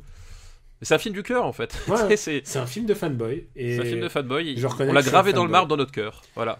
Et le dernier film de la liste de Joseph est JCVD. JCVD, donc Jean-Claude Van Damme. Jean-Claude Van Damme, acteur, véritable acteur, comédien. Voilà. Il faut le dire. Et ce film-là le prouve une fois de plus à ceux qui l'avaient oublié. Donc l'histoire, c'est JCVD. C'est un film de Mabrouk El-Meshri. Voilà, Mabrouk El-Meshri. Donc Jean-Claude Van Damme joue son propre rôle, en fait. L'idée, c'est qu'il va à la banque pour, je sais plus, régler une histoire de pension alimentaire. En plus, je crois que c'est une histoire comme ça, ou de mandat. Enfin, je sais plus le prétexte exact. C'est en Belgique. Et là, il y a une prise d'otage. Et voilà, et puis du coup, t'as tout le jeu qui s'installe entre JCVD, qui est Jean-Claude Van Damme, et qui est JCVD, voilà, Mr. Jekyll et Dr. Hyde. Donc c'est Mr. Van Damme et Dr. Tatane. Voilà, comment la relation se fait, parce qu'évidemment, les braqueurs connaissent Jean-Claude Van Damme, qui ne connaît pas Jean-Claude Van Damme. Voilà, t'as tout un truc méta, etc., qui se met en place. Et voilà. Comme on l'a dit pour Rocky Balboa, qu'on peut pas voir sans connaître Rocky, on ne peut pas voir JCVD sans connaître Jean-Claude Van Damme. Non, oui, ça n'a vraiment aucun intérêt. D'ailleurs, une des scènes que je préfère, c'est la scène du début. Tu sais, où il fait un plan séquence, où il tabasse des mecs dans une base en Asie non pas en Asie, en Europe de l'Est avec un réalisateur coréen. Et que Ah oui, il arrive, le film, tout est en plan séquence, il fait le truc, machin, tu vois, et à la fin il est exténué parce qu'il est vieux, et t'as le réalisateur coréen qui regarde, il fait oh non, on l'a refait. Et genre sans autre, tu sais, aucune communication, rien, puis t'as Van Damme qui est dégoûté, puis qui repart la refaire malgré tout, quoi. Et cette scène-là, je la trouve vraiment géniale, quoi. C'est un film qui a pas mal de bonnes idées, déjà dans un sens où le film n'est pas linéaire, donc ça lui permet. Je trouve que c'est pas mal pour un heist movie. Oui. Puisque c'est l'histoire d'un cambriolage en fait, un braquage. Oui, à la banque, c'est l'histoire d'un cambriolage, voilà, et en fait, et c'est son plus gros problème, c'est que Mabrouk El Mechri, il a voulu faire son film hommage à Jean-Claude Van Damme, et on est tous émus parce qu'en plus, comme j'ai dit, Van Damme est un vrai comédien. Enfin, la fameuse scène du monologue face caméra, où justement une improvisation de sa part. Une improvisation de sa part où il décolle en fait, enfin, littéralement il se sépare du décor du film. C'est lui qui a insisté pour le faire, il a dit attends, je te fais un truc, et voilà. Et en plus, en termes de mise en scène, cette idée de décoller Van Damme du film qui nous parle sincèrement, et il est vraiment touchant, vraiment, enfin, ça fonctionne super bien. Mais le problème, c'est que à côté de ça, Mabrouk El Mechri a voulu faire son film de braquage vraiment sérieux, et il refait un mauvais remake de Un après-midi de chien. Vraiment, quand je dis mauvais remake, ça va jusqu'à singer les acteurs. Par exemple, je pense notamment à comment il s'appelle, Damiens. Non, pas Damiens. Damiens, il joue le commissaire, c'est ça? Tu parles de qui, des autres? De celui qui imite John Chazelle, en fait. Celui qui est coiffé comme John Chazelle. Comment il s'appelle? Moi, je vois que Zinedine Zoualem dans le. Bah, c'est ça, en fait. Ah d'accord, Zinedine Zoualem. Zinedine Zoualem, qui est coiffé comme John Chazelle dans Un après-midi de chien, qui en fait reprend le jeu de John Chazelle dans Un après-midi de chien, sauf qu'il n'a pas le talent de John Chazelle, qui connaît la même destinée, enfin, et ça, c'est de trop, ça fonctionne pas du tout. Vraiment pas du tout, surtout quand t'as vu Un après-midi de chien. Enfin, l'emprunt est trop grossier et n'apporte rien, et parasite le film. Enfin, le côté film de braquage pur, pour moi, de ce film-là, ne fonctionne pas, et vraiment, il ralentit le film. C'est-à-dire que Mabrouk El Mechri, là, pour le coup, il a pas le talent de faire les deux films en même temps, alors qu'il essaie de faire les deux films en même temps, mais et ça marche pas. On peut pas lui nier quand même une grande ambition, quand même. Non, il y a de l'ambition. Il y a l'ambition de faire un film avec un mec sur le retour, et tu sais pas du tout si ça va fonctionner. Je trouve que l'histoire se tient, en fait. L'histoire se tient, mais comme dit, à un moment donné, il part trop, voilà, dans son délire Un après-midi de chien, et voilà, Zinedine Zoualem, c'est pas John Cazale, et vraiment tu le sens. Et surtout, tu sens que Zinedine Zoualem a regardé Un après-midi de chien, tu sens qu'il a regardé John Cazale sous toutes les coutures, même dans Le Parrain 2, même dans Deer Hunter, et il est complètement à côté de la plaque. Il est insupportable au mauvais sens du terme. C'est-à-dire que son personnage, c'est une bouffonnerie, et à côté t'as un Jean-Claude Van Damme qui est touchant et sincère, et genre ça te sort du film, quoi. Il casse le film littéralement presque à lui tout seul. Où est-ce qu'on le met? Où est-ce qu'on met ce JCVD? Moi je préfère Rocky Balboa, je te le dis, à JCVD. Je préfère Rocky Balboa à JCVD, sans aucun problème. Oui, moi aussi, hein. JCVD, moi je le mets sous Little Miss Sunshine, peut-être même sous Gangs of New York, en fait. Au-dessus de l'auberge espagnole. Au-dessus de l'auberge espagnole, parfait. Voilà. On est très d'accord aujourd'hui après. Voilà, après la dernière émission, on a failli s'étriper. Là non, c'est amour, eau fraîche. Ouais, je sais pas ce qui se passe. Bon bah on remercie la liste de Joseph. Oui. Très bonne liste. Très bonne liste. Ah, on fait une dernière liste. Tu m'avais promis un top 10 là. Tu vas peut-être en avoir 2. Ouh, attention. Ne promets pas des choses, Daniel, comme ça. C'est que tu ne peux pas forcément tenir, on ne sait pas. Alors, c'est une liste qui nous est envoyée par Coach Jay. Merci Coach Jay pour ta liste. J'espère que Daniel a bien prononcé le pseudonyme. C'est Coach et J derrière. Donc c'est Coach Jay, ok. C'est une liste qui s'intitule Le Paul Art de rue. Oh, Paul Art de rue. Et on commence par un film de Joe Carnahan qui s'appelle Narc. Narc, Joe Carnahan, qui raconte, c'est avec Ray Liotta, si je ne m'abuse, et Jason Patrick, c'est ça? Oui, oui, Jason Patrick et aucun autre acteur connu. Et aucun autre. Donc c'est un polar, donc sur le milieu des, je crois que c'est la Brigade des Stupes, il me semble. Ouais. dans plonger littéralement, effectivement, pour le coup, dans la rue. Voilà, au cœur des dealers. La première scène, en plus, si je me souviens bien, c'est une confession d'un dealer. T'es plongé, enfin, genre littéralement très vite dans une espèce d'univers où tout n'est que ruelle sombre et malfamée, où tout sent la dépression, l'alcool, le suicide. Enfin, faut voir par exemple Ray Liotta, les yeux de Ray Liotta, avec les veines complètement explosées, toujours au bord des larmes, tu sens que le mec il en a vraiment gros sur la patate. Donc voilà, c'est vraiment un polar qui sent la déprime, la crasse, tout ce qu'il y a de pire. Voilà, t'es plongé en plein dedans. C'est une espèce d'univers où t'as aucune issue. Voilà, littéralement. Si tu permets, en fait, c'est un polar aussi qui a très peu d'identité, je trouve, parce que j'ai l'impression d'avoir vu 15 000 fois. Alors, ce que j'allais dire, c'est un peu le problème, c'est que il y a des scènes très inspirées.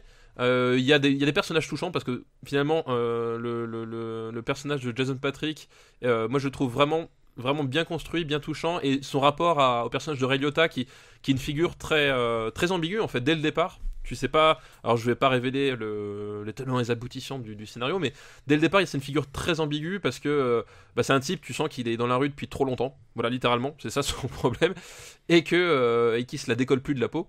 Mais effectivement, c'est un film qui malgré toutes ces ambiances, enfin tout ce côté délétère, etc., on fait pas grand chose au final de plus. C'est un polar qui suit, qui a ses scènes fortes, etc., mais qui glisse un petit peu, qui s'apprécie, mais qui est jamais vraiment totalement marquant.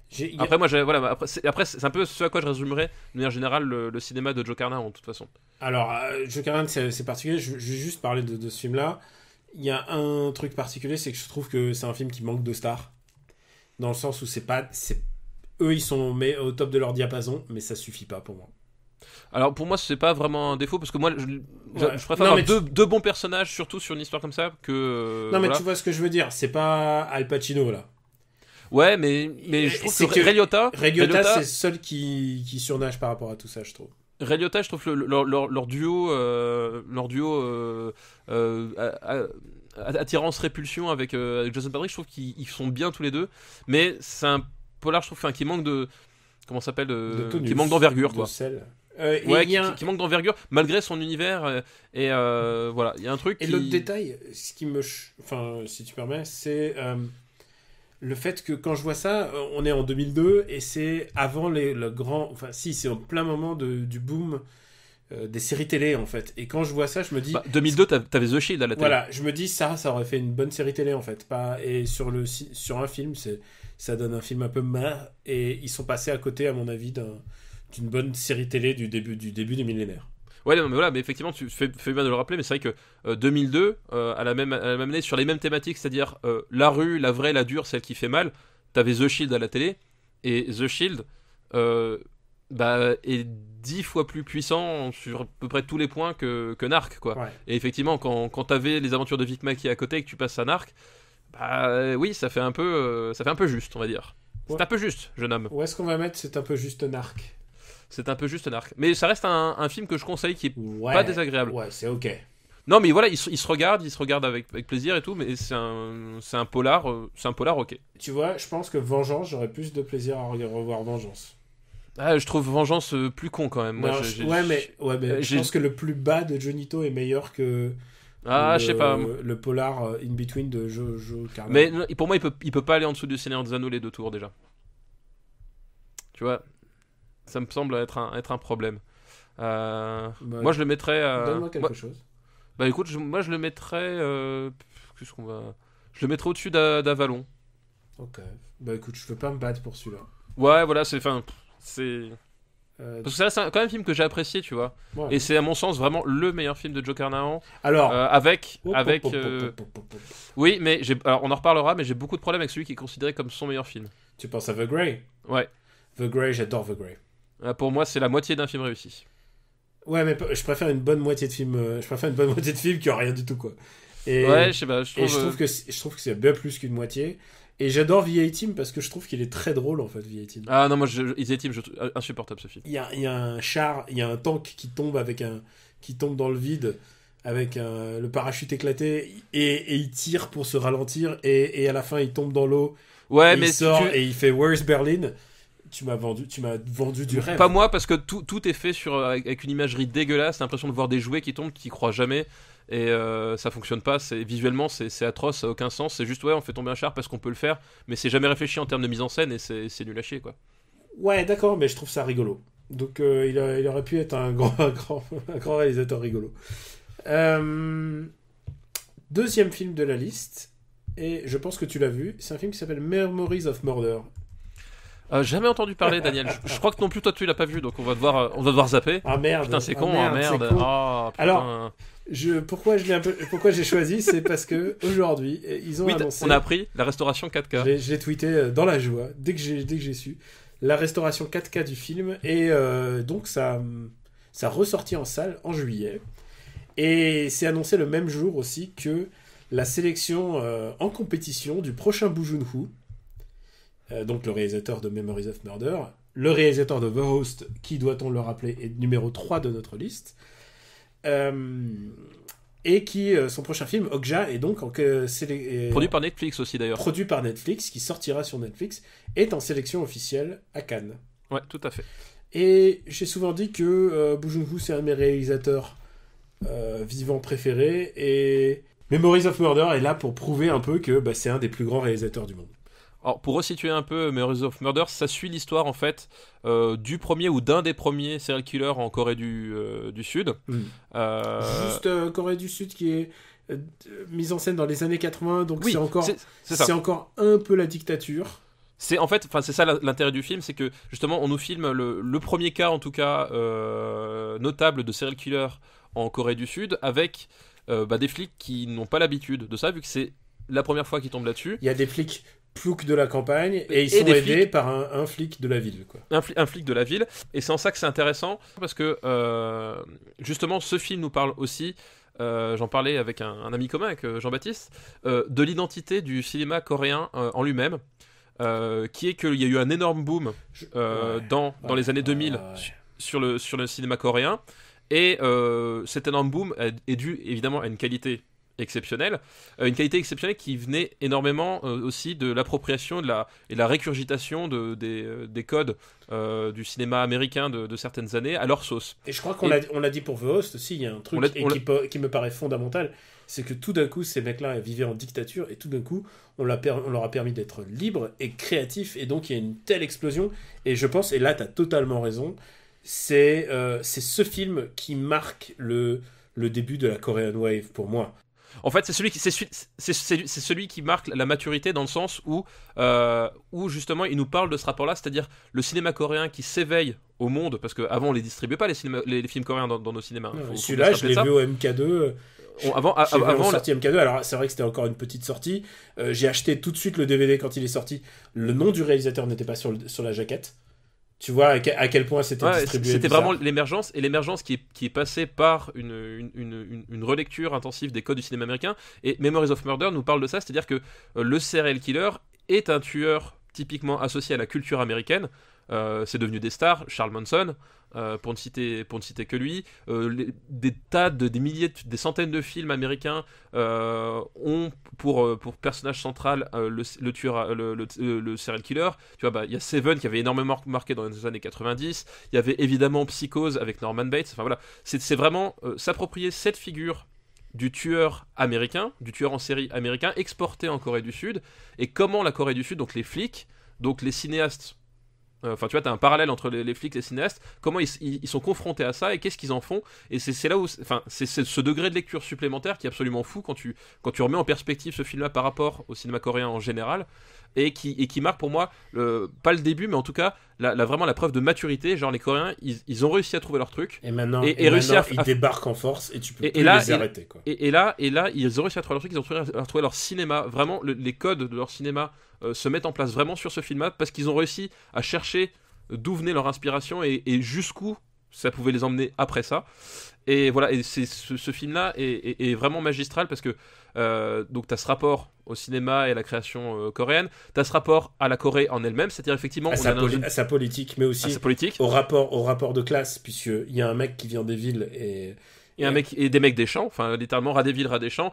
Et évidemment, t'as une incompréhension entre les deux Corées, donc inutile de vous dessiner ce dont ils parlent réellement à ce moment-là.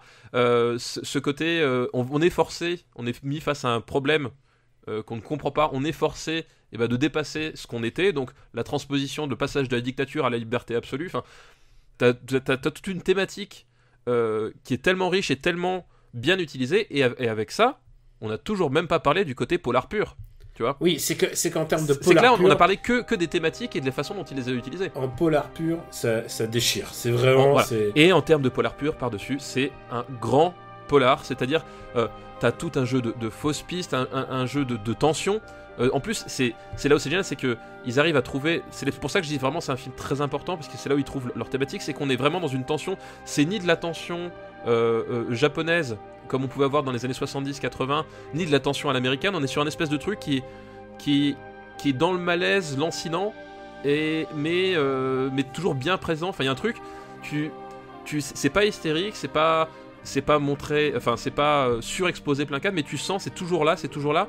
Et quand t'as des moments où ça dérape, parce que forcément t'as des moments où ça dérape de plein de façons différentes, c'est-à-dire soit dans l'incompétence des personnages, soit dans le fait qu'ils s'entêtent dans une fausse piste, qui provoque des drames, etc. Et qui provoque aussi de l'humour, parce que c'est aussi, oui, c'est aussi et drôle. justement, c'est ça le truc. Vas-y, continue. Voilà, c'est ce que je dis, c'est que au moment où ça dérape, ça peut partir dans toutes les directions, et notamment dans l'humour et dans le dramatique, et à chaque fois, c'est cohérent parce que tu sens que derrière toutes les situations sont vraiment au bord, et tu sais jamais où est-ce que ça va basculer, et à chaque fois quand ça bascule, ça a du sens et ça fonctionne, quoi.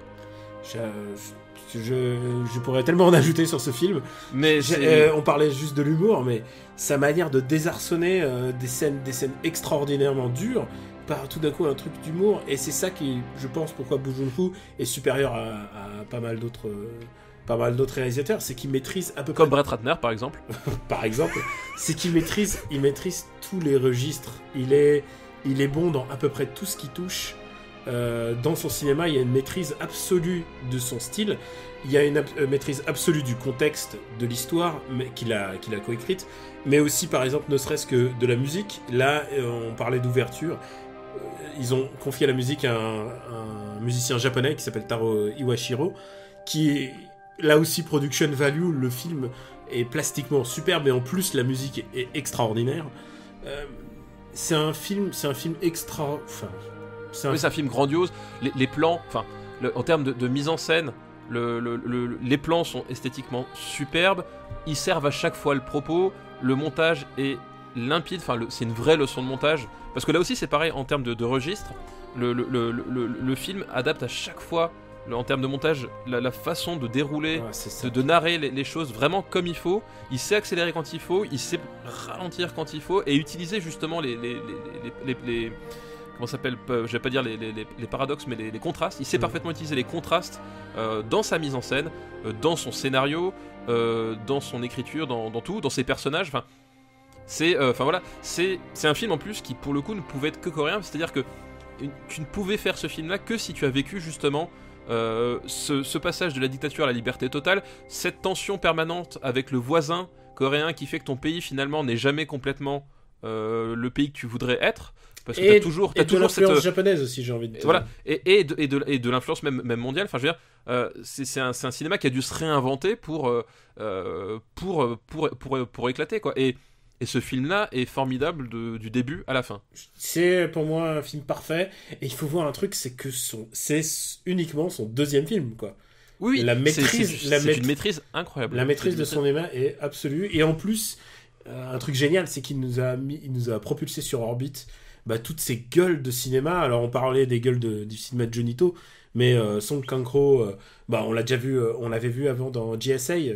Tout à fait. Dans GSA et Sympathy for Mr. Vengeance. Mais là, il devient vraiment une figure du mec, de l'incapable. C'est ça, pris entre la hiérarchie et sa propre nullité. C'est ça qui est génial. C'est du génie absolu, quoi. C'est génial. La scène de l'interrogatoire où il est fabuleux, parce que la scène de l'interrogatoire, il est dans son rôle de flic dur à cuire, parce que c'est ce qu'il voudrait être, tu sais.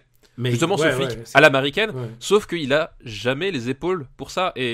Et encore une fois, ce rapport, oui, le cinéma coréen, faut qu'on devienne ce qu'on est destiné à être, font qu'on trouve notre identité. Il se trouve là aussi, c'est que tu vois ce type qui essaie de donner le change, qui fait quelque part son Clint Eastwood coréen, sauf qu'il a pas du tout les épaules et qu'il est complètement à côté de la plaque, et même dans ses réactions par rapport à ce qu'il entend. Enfin, je veux dire, il y a des scènes où juste un regard, tu vois que le type, il ne comprend pas ce qu'il est en train de faire, ce qui se passe, mais qu'il essaye de faire semblant d'être le mec qui maîtrise la situation. Enfin, et c'est très subtil, et il le fait à la perfection. Ah putain. Et j'en parlais aujourd'hui parce qu'on m'avait demandé mes films KO préférés, et j'ai dit le cinéma de Bong Joon-ho dans tout son ensemble.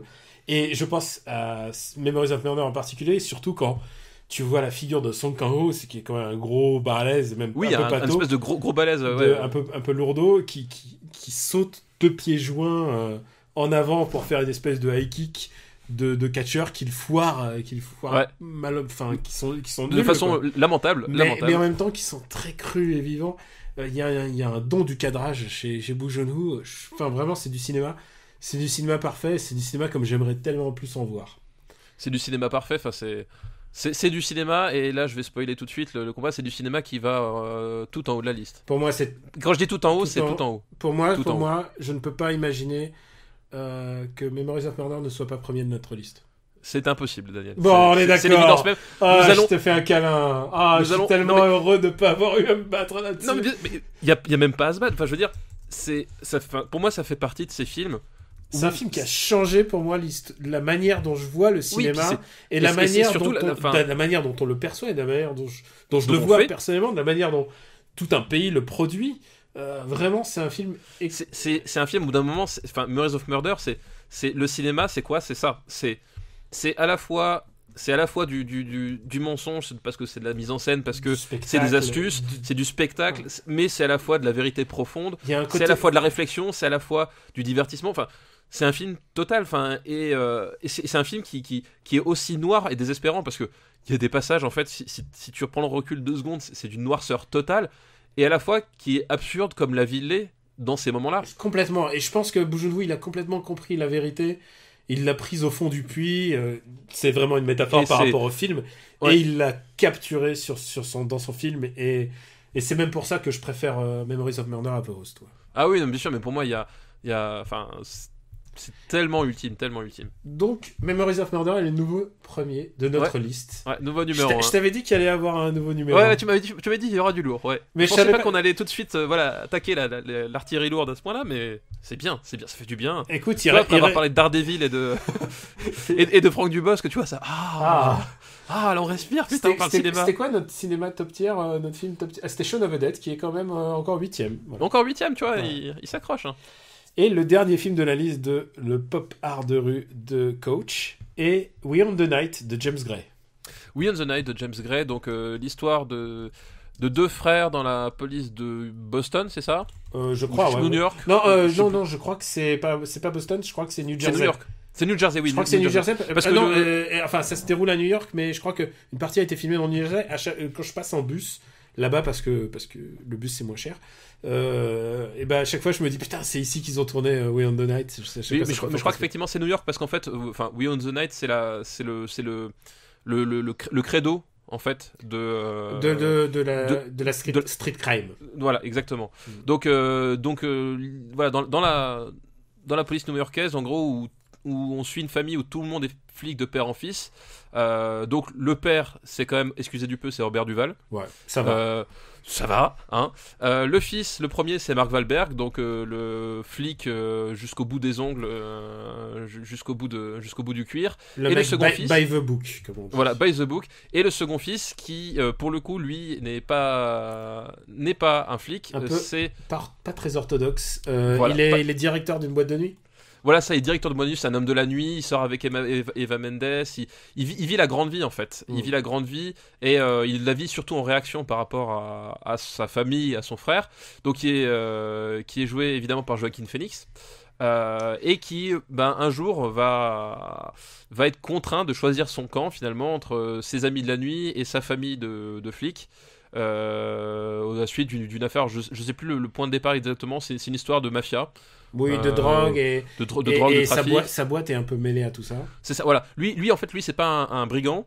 Mais comme mais c'est un... il flirte Il ferme avec, les yeux. il flirte avec les lignes Voilà. et tout ça. Il se dit ça peut peut-être m'aider d'avoir des. Voilà, lui en fait c'est pas un truand au sens propre, c'est-à-dire qu'il est pas meurtrier, il est pas trafiquant, mais effectivement il possède une boîte de nuit qui est très en vue, et donc forcément une boîte de nuit très en vue, ça intéresse, c'est des lieux d'échange, des lieux de rencontre du New York Interlope, n'est-ce pas, et forcément il se frotte à ces personnages, et lui ça lui pose pas de cas de conscience jusqu'au moment où il est obligé finalement d'être confronté à la réalité de ce qu'est la mafia, et du coup de choisir un camp voilà, entre les deux, quoi.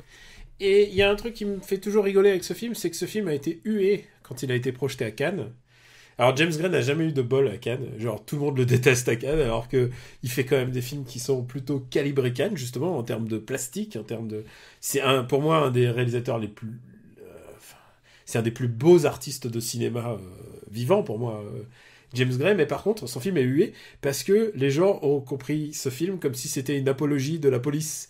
Puisque ce qui va se passer, c'est que Joaquin Phoenix va se sentir obligé d'aider sa famille. Il va se sentir obligé de devenir flic à son tour. Voilà. C'est le truc, c'est que on parle de déterminisme social, et c'est au contraire une putain de tragédie ce qui lui arrive. Oui, bah littéralement. Littéralement. C'est une tragédie grecque passée sous le prisme de la mafia d'aujourd'hui. Voilà, exactement. Et c'est ça qui rend le film tellement beau, en fait. Et je peux pas croire que... Et d'ailleurs, j'avais vu à l'époque une keynote, enfin une conférence de James Gray qui est passionnant à écouter. Et il est vraiment... c'est un super réalisateur. Entendre parler de James Gray de cinéma, c'est une leçon à chaque fois. Et il disait qu'il y avait des flics qui venaient le voir, genre, en lui faisant des pouces en l'air, genre, ouais, Weird Night, t'es trop cartonné, genre. alors que lui, pas du tout dans sa tête. Genre, tous ces mecs ont rien compris à ce film. Et ce film, d'ailleurs, est son plus gros succès, je crois, aux États-Unis, puisque il a rapporté plusieurs millions. Et puis il y avait Eva Mendes, il y avait comme quelques stars. Et ça lui a quand même. C'est grâce à ce film qu'il s'est fait une petite aura de grands réalisateurs aux États-Unis. Qui, comme Kurosawa, dans son pays, il n'a jamais été très très populaire en fait. Nul n'est prophète en son pays. Exactement. J'aime beaucoup ce film, et pour tout ce paradoxe qu'il est en train de nous montrer, c'est qu'il nous montre ce qui est censé être un truc catharsique de vengeance et tout, qui en fait c'est un drame, et ils sont tous au bout du rouleau, c'est horrible ce qui est en train de leur arriver. Voilà. Bah, j'aime beaucoup ce film. Je sais pas où est-ce que tu te situes.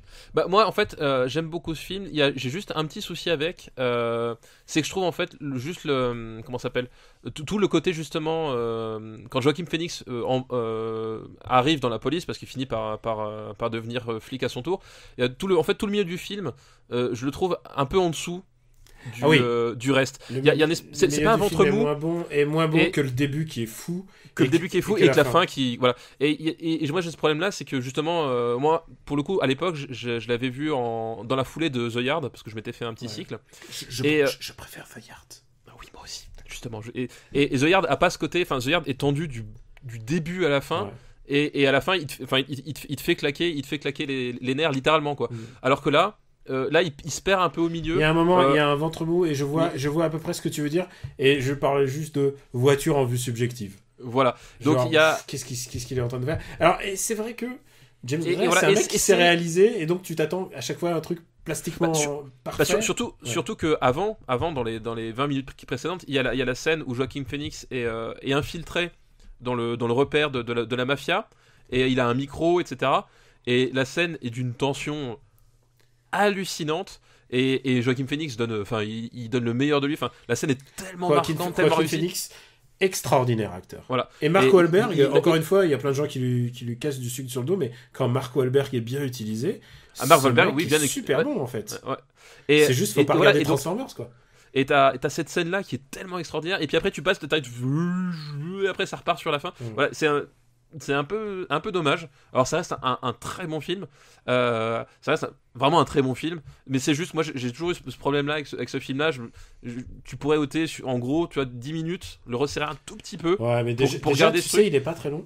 Je pense qu'on peut... Et ce serait vraiment tellement mieux. Enfin, tu sais, tu sens le passage où tu te dis ouais, là il aurait pu retirer 2-3 trucs, on s'en fout, et voilà. C'est ça, c'est cette impression un peu étrange qui reste, où finalement t'as eu ce que tu voulais, mais pas complètement. Je pense qu'il n'a pas volé aussi sa filiation avec Coppola, je pense. Non, oui, ça se effectivement. voit, genre c'est encore les films un peu sous influence. Oui. Et il y a pire professeur, j'ai envie de te dire. Non, oui, c'est ça. Il y a pire professeur et il y a pire élève. C'est vrai.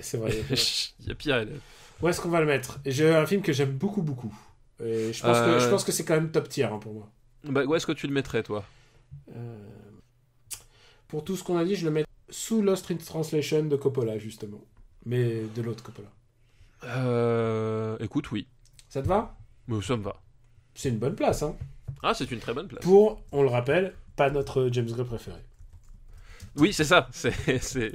Et en même temps, il n'a pas fait énormément non plus dans les années 2000. Non, mais surtout, il est pas très productif, quoi. Mais en même temps, vaut mieux être pas très productif que se perdre en faisant 4 films par an comme Nicolas Cage, même s'il est qu'acteur. Est-ce que tu as écouté ma recommandation Ah bah non, c'était dans le précédent épisode que j'ai Oui, recommandé. tout à fait, The Lost City of Z. Lost City of Z, très très bien. Très mais il sera sur j'attendrai la sortie Blu-ray pour le regarder parce que voilà, je suis obligé de faire des choix malheureusement quand je vais au cinéma, mais je le regarderai à coup sûr cette année. Eh bien écoute, moi je fais le choix d'arrêter cette émission puisque ça y est, on a fini les listes.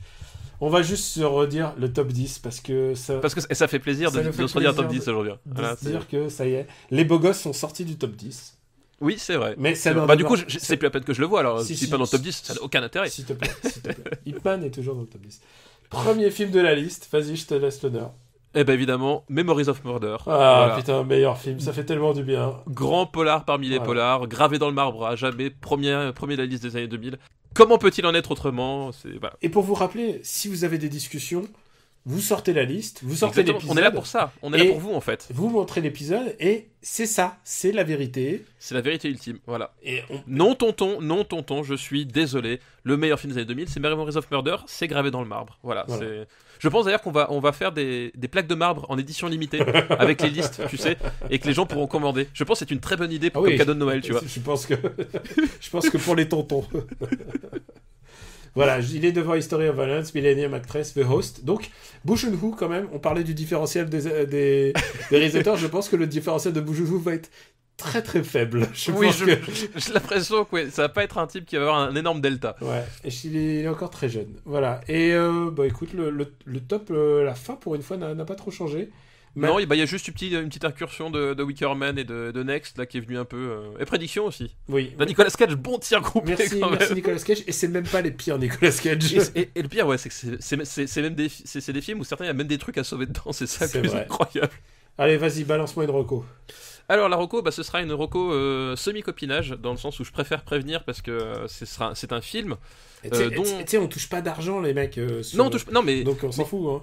Oui, mais on s'en fout, mais je préfère l'honnêteté intellectuelle. Tu veux dire, certains qui n'ont. C'est un ami du show, voilà, c'est ça qu'il faut dire. Certains n'ont pas cette élégance, moi je préfère l'avoir, donc c'est parce que je connais le réalisateur et la productrice du film dont je vais parler, qui est donc Christophe Deroux pour le réalisateur et Katia pour la productrice. Pour la petite histoire, ce sont des gens qu'on connaît, toi et moi, depuis un certain temps. C'est très bon amis. Et j'avais fait en 2013 une excursion à Los Angeles sur les traces de John Carpenter, sur les lieux de tournage.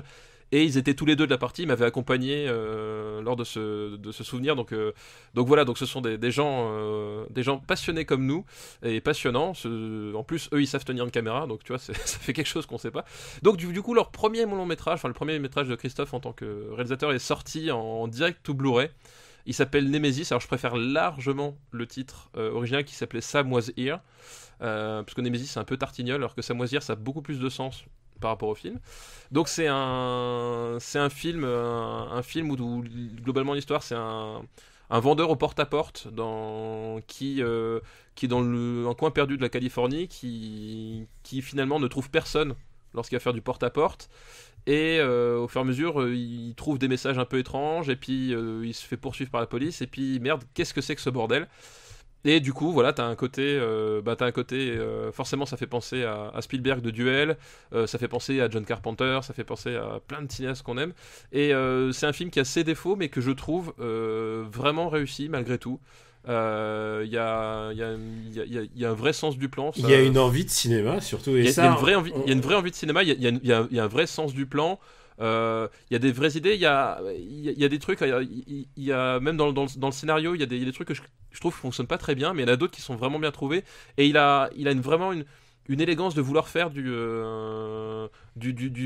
cinéma bien carré, bien structuré. Enfin, il y a un truc, il se perd pas dans les effets de mode, il reste concentré sur son sujet, sur ce qu'il veut en dire et comment le dire de la meilleure façon possible sans en mettre plein la vue en fait, enfin sans les effets d'esbrouf, et ça fonctionne bien, ça dure 1h15, c'est bien compacté, bien tendu, il n'y a pas de gras, et c'est un film qui en plus, enfin pour le coup, en plus quand tu connais les conditions de production et tout, c'est assez marrant à voir comment est-ce qu'ils ont réussi à faire ça. Et justement dans le documentaire qui accompagne le film, Christophe Deroux il dit justement en fait le film qui est là aujourd'hui il ressemble pas du tout à ce qu'il avait écrit, mais qu'au final quand t'es sur le plateau, quand tu fais tes trucs, ce qui est important c'est que le film existe à la fin, et tu sens vraiment que voilà ce film qui a sa cohérence, qui fonctionne bien, qui est agréable, qui a des moments vraiment sympas, enfin vraiment voilà, je recommande en direct ou DVD. Peut-être qu'il alors il a été diffusé dans quelques salles, mais bon c'est dans des festivals ou des projections ponctuelles, mais qui sait, peut-être qu'un jour au détour d'un festival au coin de chez vous il sera chez vous. Bah écoute, et moi j'en profite pour les saluer. Bah Et oui, il y a un pour truc dire bonjour. vraiment, il y a un truc que je trouve cool, c'est quand même quand les gens mènent à bien leur projet, et eux ils sont allés au-delà quoi sur un projet comme ça quoi. Je les ai rencontrés en tout début de prod, et voilà, ils y ont cru, et ils ont fait le taf quoi, comme on dit. Exactement, bah ils sont partis à la gangster, hein, ils avaient 15 jours pour faire leur truc. Ouais, mais ils ont fait ça sérieusement, ah oui, et tout, bah, c'est ouais, vraiment. exactement, enfin ils savent ce qu'ils font, Ouais. et ça fonctionne. Enfin quand tu vois le résultat, c'est un truc qui fonctionne, et vraiment il y a une vraie élégance, je trouve, dans la mise en scène et dans le film au final quoi. Je vais recommander un podcast qui s'appelle Talk Easy, et qui est présenté par Sam Fragoso, qui est pas encore très connu, si j'en crois le nombre d'écoutes, le nombre d'écoutes, ou surtout le nombre d'abonnés, mais en fait Tu fais le curateur alors. voilà, il gagne à être connu à mon avis parce que c'est des interviews longues, et je trouve qu'il a un bon style en fait. Il a un bon style d'interview, il laisse aux gens le temps de parler, et il a des bons rebonds sur les. Mais ça c'est la classe américaine des interviews. Je pense qu'on devrait faire un podcast d'interview pur. Ouais, c'est vrai. Faudrait y réfléchir, c'est vrai, ouais. Ouais, encore une idée Ouais. de podcast. Ouais, Et pourquoi je genre, pense... genre, au bout d'un moment, tu sais, Daniel, on va plus avoir le temps de faire tout ce qu'on a en tête, hein. Mais en plus, tu savais tous les Mais projets. il y a des choses qui arrivent, hein, donc Ouais. il faut le dire, il y a des choses qui arrivent. Et donc, Sam Fragoso, par exemple, l'épisode précédent, son invité pendant 1 heure, c'est James Gray. Et James Gray de 1 heure relax, qui te parle, et qui te parle de cinéma, et de son envie de cinéma, et de ses ambitions, et de ce qu'il a réussi à faire et tout. Et surtout, il parle des anciens films, en fait. C'est ça qui est en plus intéressant. Il est en dehors du contexte promo. Oui, c'est ça, on revient sur le cinéma, en fait. Sur ouais. Et du coup, j'ai regardé j'ai écouté pas mal des anciens épisodes, et j'ai essayé de repérer les gens que je connaissais. Il y a des gens dont j'ai recommandé, par exemple, les livres. Tu sais, il y avait un bouquin que j'ai recommandé sur des critiques de Vulture et de oui, tout à fait, New York Times de séries. Il y a un épisode avec Matt Zoller-Seitz qui est très intéressant. Je crois qu'il y a Zoé Kazan dans un des épisodes, et il y a Wesley Morris qui est le chroniqueur culture du New York Times, qui est vraiment une des plus grandes plumes de la presse tout court. Et ouais, donc ça fait plaisir d'avoir ces mecs parler pendant 1 heure, et de parler de leur passion, et de parler de leurs problèmes et de leurs ambitions. C'est bien sûr c'est très égotiste quoi. On parle de leur rapport à l'ego, mais c'est passionnant, et voilà, ça s'appelle Talk Easy with Sam Fragoso. Et écoutez-le, si vous êtes intéressé au cinéma, il y a quand même pas mal d'épisodes qui concernent le cinéma. Il y en a aussi avec des sportifs et tout ça que je connais absolument pas. Et voilà, je me laisse parfois surprendre à écouter ce podcast. Voilà. Eh bien écoute, ça m'a donné envie d'écouter en tout cas. Ah bah écoute, j'adore donner envie d'écouter des podcasts. Tu sais qu'il y a plein de podcasts, les gens... je veux pas dire qu'on est des curateurs, mais bon, après, au bout d'un moment, au bout d'un certain millier d'auditeurs, les gens commencent à écouter un peu ce qu'on dit. Je veux dire, c'est genre... On n'est pas que le bruit de fond pendant que vous faites la lessive, la voilà. vaisselle, ou que vous fêtes l'amour avec votre copine, non. Et les gens me disent, putain, j'ai écouté I Was There Too, ou alors We're Talking to You Too, que avait recommandé Henri Michel, enfin tu vois, dans l'épisode d'After Eight. Donc ouais, on n'est pas les seuls podcasts, on aime bien recommander aussi d'autres trucs qui sont chouettes, et je pense que Talk Easy vraiment méritait un spotlight particulier. Eh bien écoute, oui, je pense que vu comment tu en as parlé, ça le méritait effectivement. On vous remercie de votre fidélité. C'était le dernier épisode. C'était des conditions un peu particulières parce que, comme on le dit, c'est la première fois qu'on réalise 2 épisodes coast to coast sans les diffuser encore. Il me reste encore le temps de les monter. Et en plus, on a un autre épisode qui arrive avec Quix. On ne sait pas dans quel ordre va venir. On sait que le 29 et le 30 vont arriver normalement. Mais peut-être que l'autre va s'intercaler avant, on ne sait pas encore. Voilà, on ne sait pas encore comment ça va se passer, mais en tout cas, vous aurez vos doses d'After Eight pour cette fin du mois d'avril. Je pense que là vous serez vernis. Donc on est disponible sur le site supercinébattle.fr où vous pouvez aussi retrouver la master list que je mets à jour dès que l'épisode est on air. Et pensez à vider votre cache parce qu'on en a eu plusieurs d'ailleurs, points techniques qui avaient des problèmes parce que la liste ne se mettait pas à jour. Et apparemment, il y a des petits soucis de cache quand la liste n'est pas à jour. Essayez de vider votre cache. Et puis, vous aurez la master list pour épater le tonton lors des dîners de famille. Ou c'est peut-être moi, simplement, qui l'ai pas mis. Non, dis que c'est de leur faute, c'est mieux. Ça passe bien, t'inquiète pas. Et vous pouvez nous retrouver sur YouTube. Et aussi, on vous remercie de vous abonner avec iTunes ou votre client de podcast habituel. Stéphane, où peut-on te retrouver on the internet? On the internet, donc évidemment sur Sens Critique, sur Twitter @gkpluginbaby, sur Gamecult, voilà, peut-être sur After Eight dans les prochains temps, qui sait, on ne sait pas de quoi l'avenir sera fait. Sur nos super projets secrets. Exactement, et puis peut-être un jour sur d'autres choses, voilà, on ne sait pas. Il y a tellement de choses, tellement de possibilités qui s'offrent à nous. Et pour moi, en ce moment, je suis un peu occupé justement par des projets très compliqués, qui me faut coucher très tard. Vous pouvez me retrouver sur After Eight, donc que je co-présente avec mon camarade Quix, et sur MDR, le podcast que j'anime, mais je suis plus punchliner dessus, avec mes camarades MDR, donc on parle des comédies françaises. Et alors, si vous aimez entendre bâcher des films, c'est la bonne période. C'est le beau moment. C'est la bonne période puisque là, on sort de À bras ouverts qu'on va enregistrer demain. Et je peux te dire qu'à bras ouverts, tu sais, c'est le truc avec Christian Clavier qui est... Oui, c'est le truc qui est défendu par Le Point. Non, par Le Figaro. Ah non, par Le Point, t'as pas vu la dernière une du Point où il y avait À bras ouverts, ce film qui dérange les bien-pensants. Et je te jure, je ne l'ai pas inventé, c'est en couverture du Point, juste au-dessus de la photo de François Fillon en disant la contre-attaque, machin. Enfin, putain, c'est celui de cette semaine alors. C'est celui de cette semaine, putain, ouais. Faut que je l'achète, quoi. Enfin, faut que je le lise en kiosque parce qu'il faut que je me documente l'enregistrement, c'est demain. Donc voilà, donc je te dis, c'est évidemment les clients habituels, on va dire, se retrouvent toujours aux bonnes places pour les bonnes recommandations. Eh bien écoute, pour l'instant, là je regarde juste le bilan. On a fait l'embarras du choix, c'était Oh non, c'est pas Le Point, c'est Valeurs Actuelles, pardon. C'est Valeurs Actuelles. C'est encore mieux. C'est encore mieux. On a fait l'embarras du choix, donc avec Alexandra Lamy, c'est naze. On a fait Gangsterdam, on a eu honte. C'est vraiment honteux. Et on a fait Telle mère, telle fille aussi, si tu veux écouter l'épisode de Telle mère, telle fille. Donc c'est avec Juliette Binoche et... Oui, je vois tout à fait. C'est nul. C'était vraiment... c'est nul à yesh. Et tu sais quoi, ça me fait plaisir que mes camarades, ils sont là pour... Et encore, moi, je me les vois toutes, hein, tu vois. Mais tu sais que je sais pas si t'as écouté le dernier After Eight. Normalement, contractuellement, t'es obligé de les écouter. Je suis obligé de les écouter. Tout à fait. Dans le dernier After Eight, j'ai emmené Quix comme d'habitude en comédie et on a vu Problemos qui était très drôle. Ouais. Ah mais c'est Eric Judor, c'est pas pareil, là on est sur une autre sphère. Là. Ouais, il y a un peu plus d'ambition exactement. D'écriture. Et je tiens à dire un truc, et là je peux le dire maintenant, j'écris aussi pour le magazine UGC, le magazine illimité. Et le mois précédent, j'avais écrit un article, alors pour les archivistes qui l'ont encore, ou je sais pas, le PDF ou quoi, j'ai écrit un article sous pseudonyme.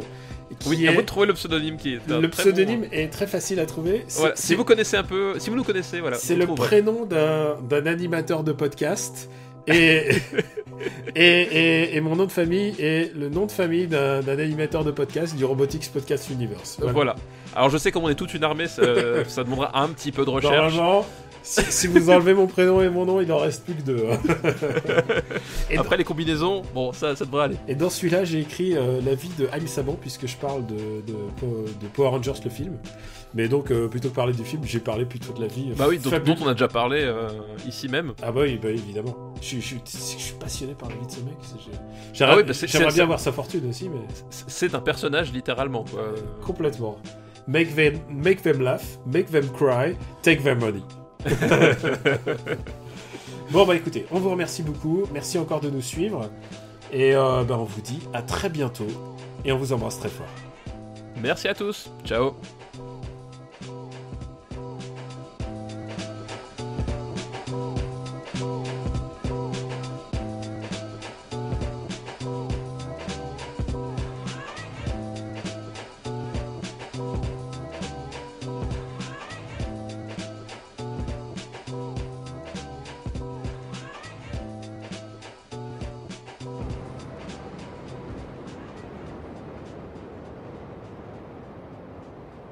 You ain't gonna believe this.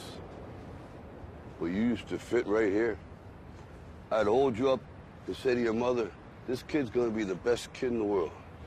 This kid's gonna be somebody better than anybody ever knew. And you grew up good and wonderful. It was great just watching you every day. It was like a privilege. Then the time come for you to be your own man and take on the world, and you did. But somewhere along the line, you changed.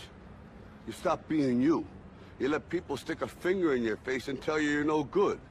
And when things got hard, you started looking for something to blame, like a big shadow. Let me tell you something you already know. The world ain't all sunshine and rainbows.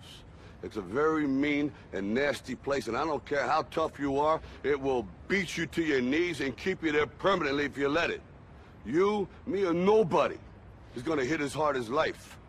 But it ain't about how hard you hit. It's about how hard you can get hit and keep moving forward. How much you can take and keep moving forward. That's how winning is done. Now, if you know what you're worth, now go out and get what you're worth. But you gotta be willing to take the hits and not pointing fingers saying you ain't where you want to be because of him or her or anybody. Cowards do that, and that ain't you. You're better than that.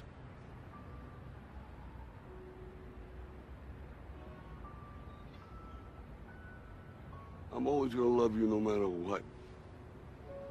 No matter what happens. You're my son, you're my blood. You're the best thing in my life. But until you start believing in yourself, you ain't gonna have a life.